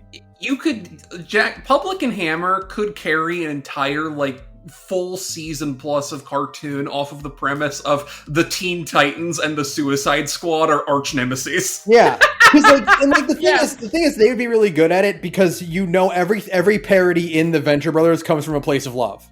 Yeah, exactly. Like, if you tell them take your style and give us something legit, they could pull it off. Yeah. Okay, one more. Yeah, one more. PlayStation won't release any major first-party games before March 2025. They're so fucking cooked. What does that mean? It means nothing that they publish directly. So, like, they're not going to have any Horizons, no God of Wars, no whatever. Like, nothing that their studios actually make. Right. So, and because they shut down a bunch of, like, their smaller studios, like Japan Studio and shit, like... This is the shutdown of Japan Studio coming home to roost. Yeah, exactly. And, like, all of their other smaller studios and stuff, like, and the fact that they don't they don't make smaller games anymore, right? Like, this is all coming together now to basically say, like, we got nothing. Yeah, it's fucked up. Last year was so good, and this year is just gonna be empty after. There's literally nothing coming out like major. I mean, there's like smaller release stuff, obviously, like the new fucking Vanillaware game and things like that, Unicorn Overlord, things like that. But basically, after Rebirth, there's like nothing. There's no huge hits coming out. Yeah. For me, it's like, it's Unicorn Overlord, assuming... Well, I guess it's not coming to PC, and I'm not going to want to play it on Switch, probably, so I don't know if I'm actually going to get to that. Maybe Dragon's Dogma 2, maybe not. I'm still debating that. Secret last piece of news coming in late under the wire, though not technically. There's a good chance the Elden Ring DLC is going to be in the immediate future. That's true. Like within the next month, probably, if not sooner. That's true, because they're gonna, like, they've already kind of teased that for a really long time, so they're... Well, they also announced today... Yeah, they're gonna do a thing tomorrow. Yeah, that like very early tomorrow they're going to do a thing that's probably going to be the release date for the Elden Ring DLC. And we also got that Nintendo thing tomorrow, which will be today. It'll already have happened by the time you're all listening to this, but you know, we didn't record that. Right. And aside from that, like, I guess Tsukiri and the Fate Stay Night thing are supposed to be coming out later in the year. But those aren't huge. They're things I'm going to buy, so I have to count them because I can't think of fucking anything else that's going to. That's exactly it, though. Like, because there's no like big game like fucking Tears of the Kingdom or Alan Wake 2 or Baldur's Gate 3 or anything like that. We got front loaded this year with fucking Infinite Wealth, Persona 4 Reload, and Rebirth, and then that's it. We have to pray that 2024 is going to be the year of like insane breakout indie hits that no one saw coming, because it's the only way there's going to be anything to fucking talk about this year. Yeah. There's really, I'm like literally scrolling through a list on fucking GameSpot right now. And like, there's a world in which we get to Game of the Year this year, and it's like, yeah, all of our contenders for like Big Dick Shithouse of the Year came out in like the first 3 months, and there was just a dry spell for 9. Like with this announcement that they're not going to release any major games, means that we're not getting Wolverine anytime soon. No, I think the leak suggested that we'd be expecting that the earliest by like 2026. God, like there's like there's nothing. Allegedly Stalker 2, but that's not something I personally care a whole lot about. I mean, that's a big thing because it was supposed to come out sooner, and then that whole like Russia-Ukraine thing happened. Mm-hmm. And that studio is based out of Ukraine, so that's supposed to come out, but that's not supposed to be until like September. So like there's like a ton of like to be announced shit, right? That just doesn't have release dates, and any of those could be good. But I mean, like, in terms of big stuff, there's like nothing. There's nothing. And that's fine. Like, I love a year when fucking indie games get to actually be like at the forefront.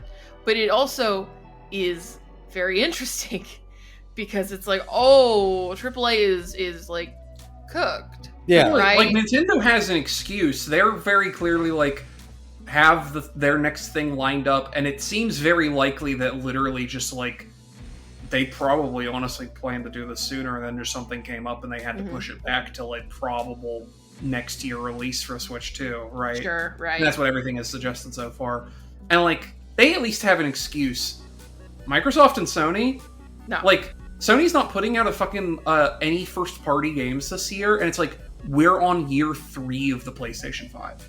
Yeah. They also mentioned, there was in this article, they mentioned that like the PS5 is in the latter half of its life cycle.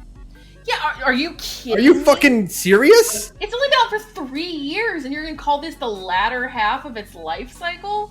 Presumably they mean with regards to by year 6 or 7 we'll be putting out the PS6 and not like its long-term support, but it's still like you didn't put out anything in those first 3 years. Yeah, and by all accounts, you don't seem to have anything planned for the next 3 years either. It's in the latter half of its life cycle, which means it's got about 3 more years to go, and you're already writing off one of those 3 years.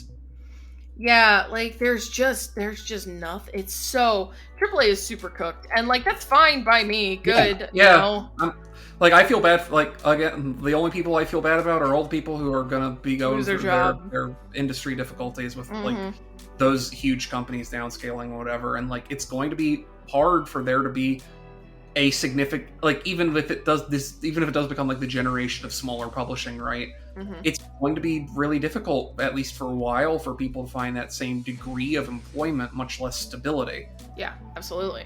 But also, like, I'm okay with, at least in the broad scale, if you, like, not considering the human factor, the idea that the games industry is moving away from being wholly dependent on these titanic several $100 million giga projects that take like the better part of a decade to develop, because like Right. as far as like making things that are culturally relevant, aesthetically relevant, things that engage with players, like anything that takes that long to make is going at a certain extent to by necessity fail to be interesting or relevant. Right.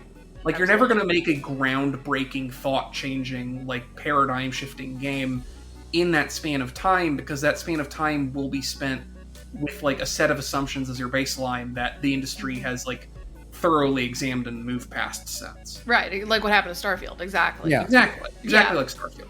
If Starfield had come out like 5 years after Fallout 4, like we might not like it still, like that game's still not very good, but we would have significantly different opinions on it. Yeah, there would be different. It wouldn't have been highlighted as much as to how far behind it is from the rest of the industry. Right, yeah, exactly. And like, you know, I'm looking at this list. I think the biggest things that could, because we don't have like exact release date for it, like the biggest thing that's probably coming out this year that isn't like personally between all of us, Dawn Trail, and it doesn't have a release date, it's Hades 2. Yeah, we haven't seen like anything. Hades 2 could come out this year, probably, because they announced it last year. Early access. They're gonna do early access again for sure. But that's fine. I'll fucking play Hades 2 in early access. Yeah. But like that's GTA 6 isn't probably coming out until next year. No, not until next year for sure. I think Rockstar basically said as much. So like, there's nothing this year, and all of the other big releases are next year. And like, that's kind of. And if we were gonna have any big surprises from anyone, like they'd have been announced by now. Yeah.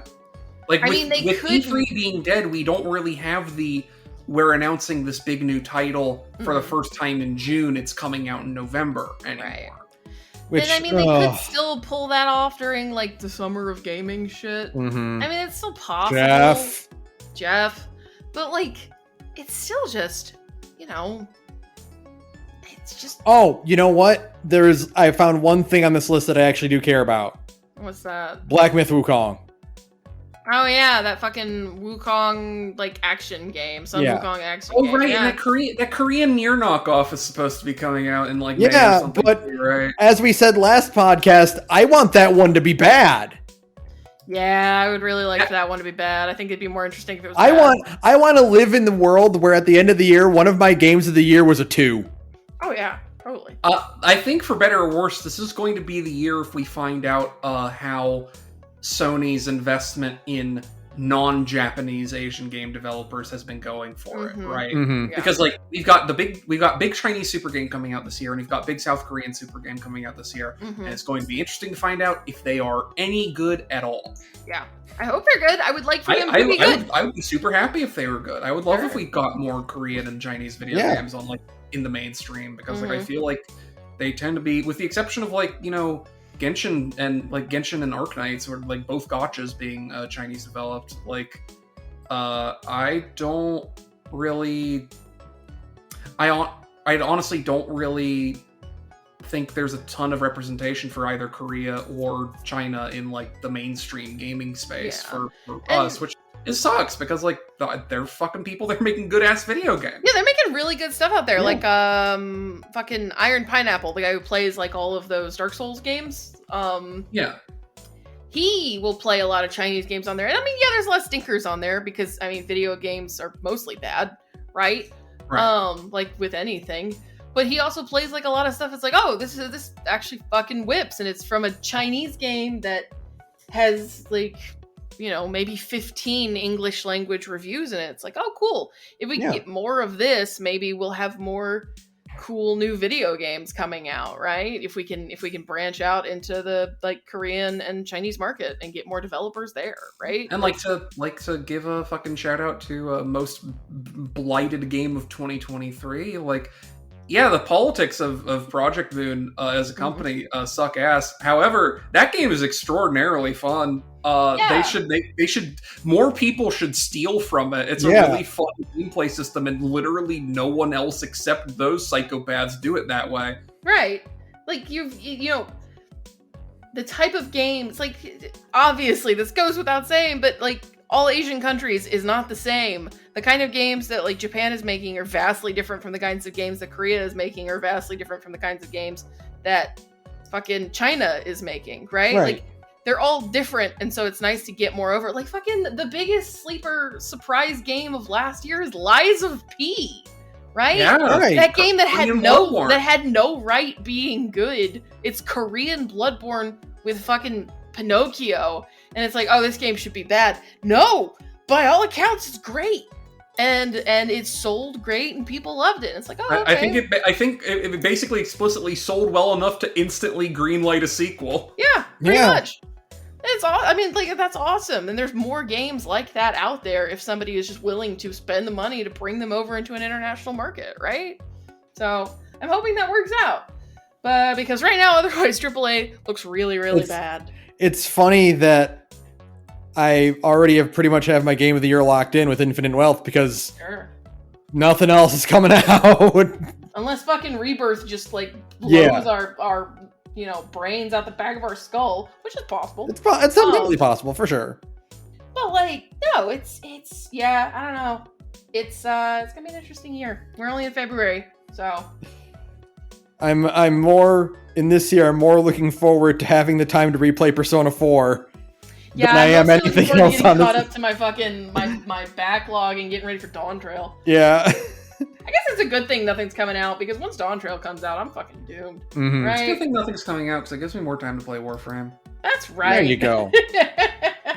I got a special mod in it that like turns my hose of critical hits into an even more of a hose of critical hits. Oh, good for you. So Strong style, it becomes even stronger. Mm-hmm. Yeah, I found out recently that there is in fact a gun in which you can do strong style with the gun, and the fact that you have a limited pool of ammo is not actually a hindrance to you due to the nature of strong style. Strong style lives on and becomes even stronger. Good for you. Okay, Ben, we're almost at 3 hours. Get us out of here. We are done. Thanks, everyone. That'll be it from us. Thank you to Adventuria for use of background music. You can follow us all on our social medias and whatnot. You can email us at thegorgepodcast.gmail.com. Join our Discord, the Disgorge, and yell at us about various things. Get excited for dumb things with us. Sure.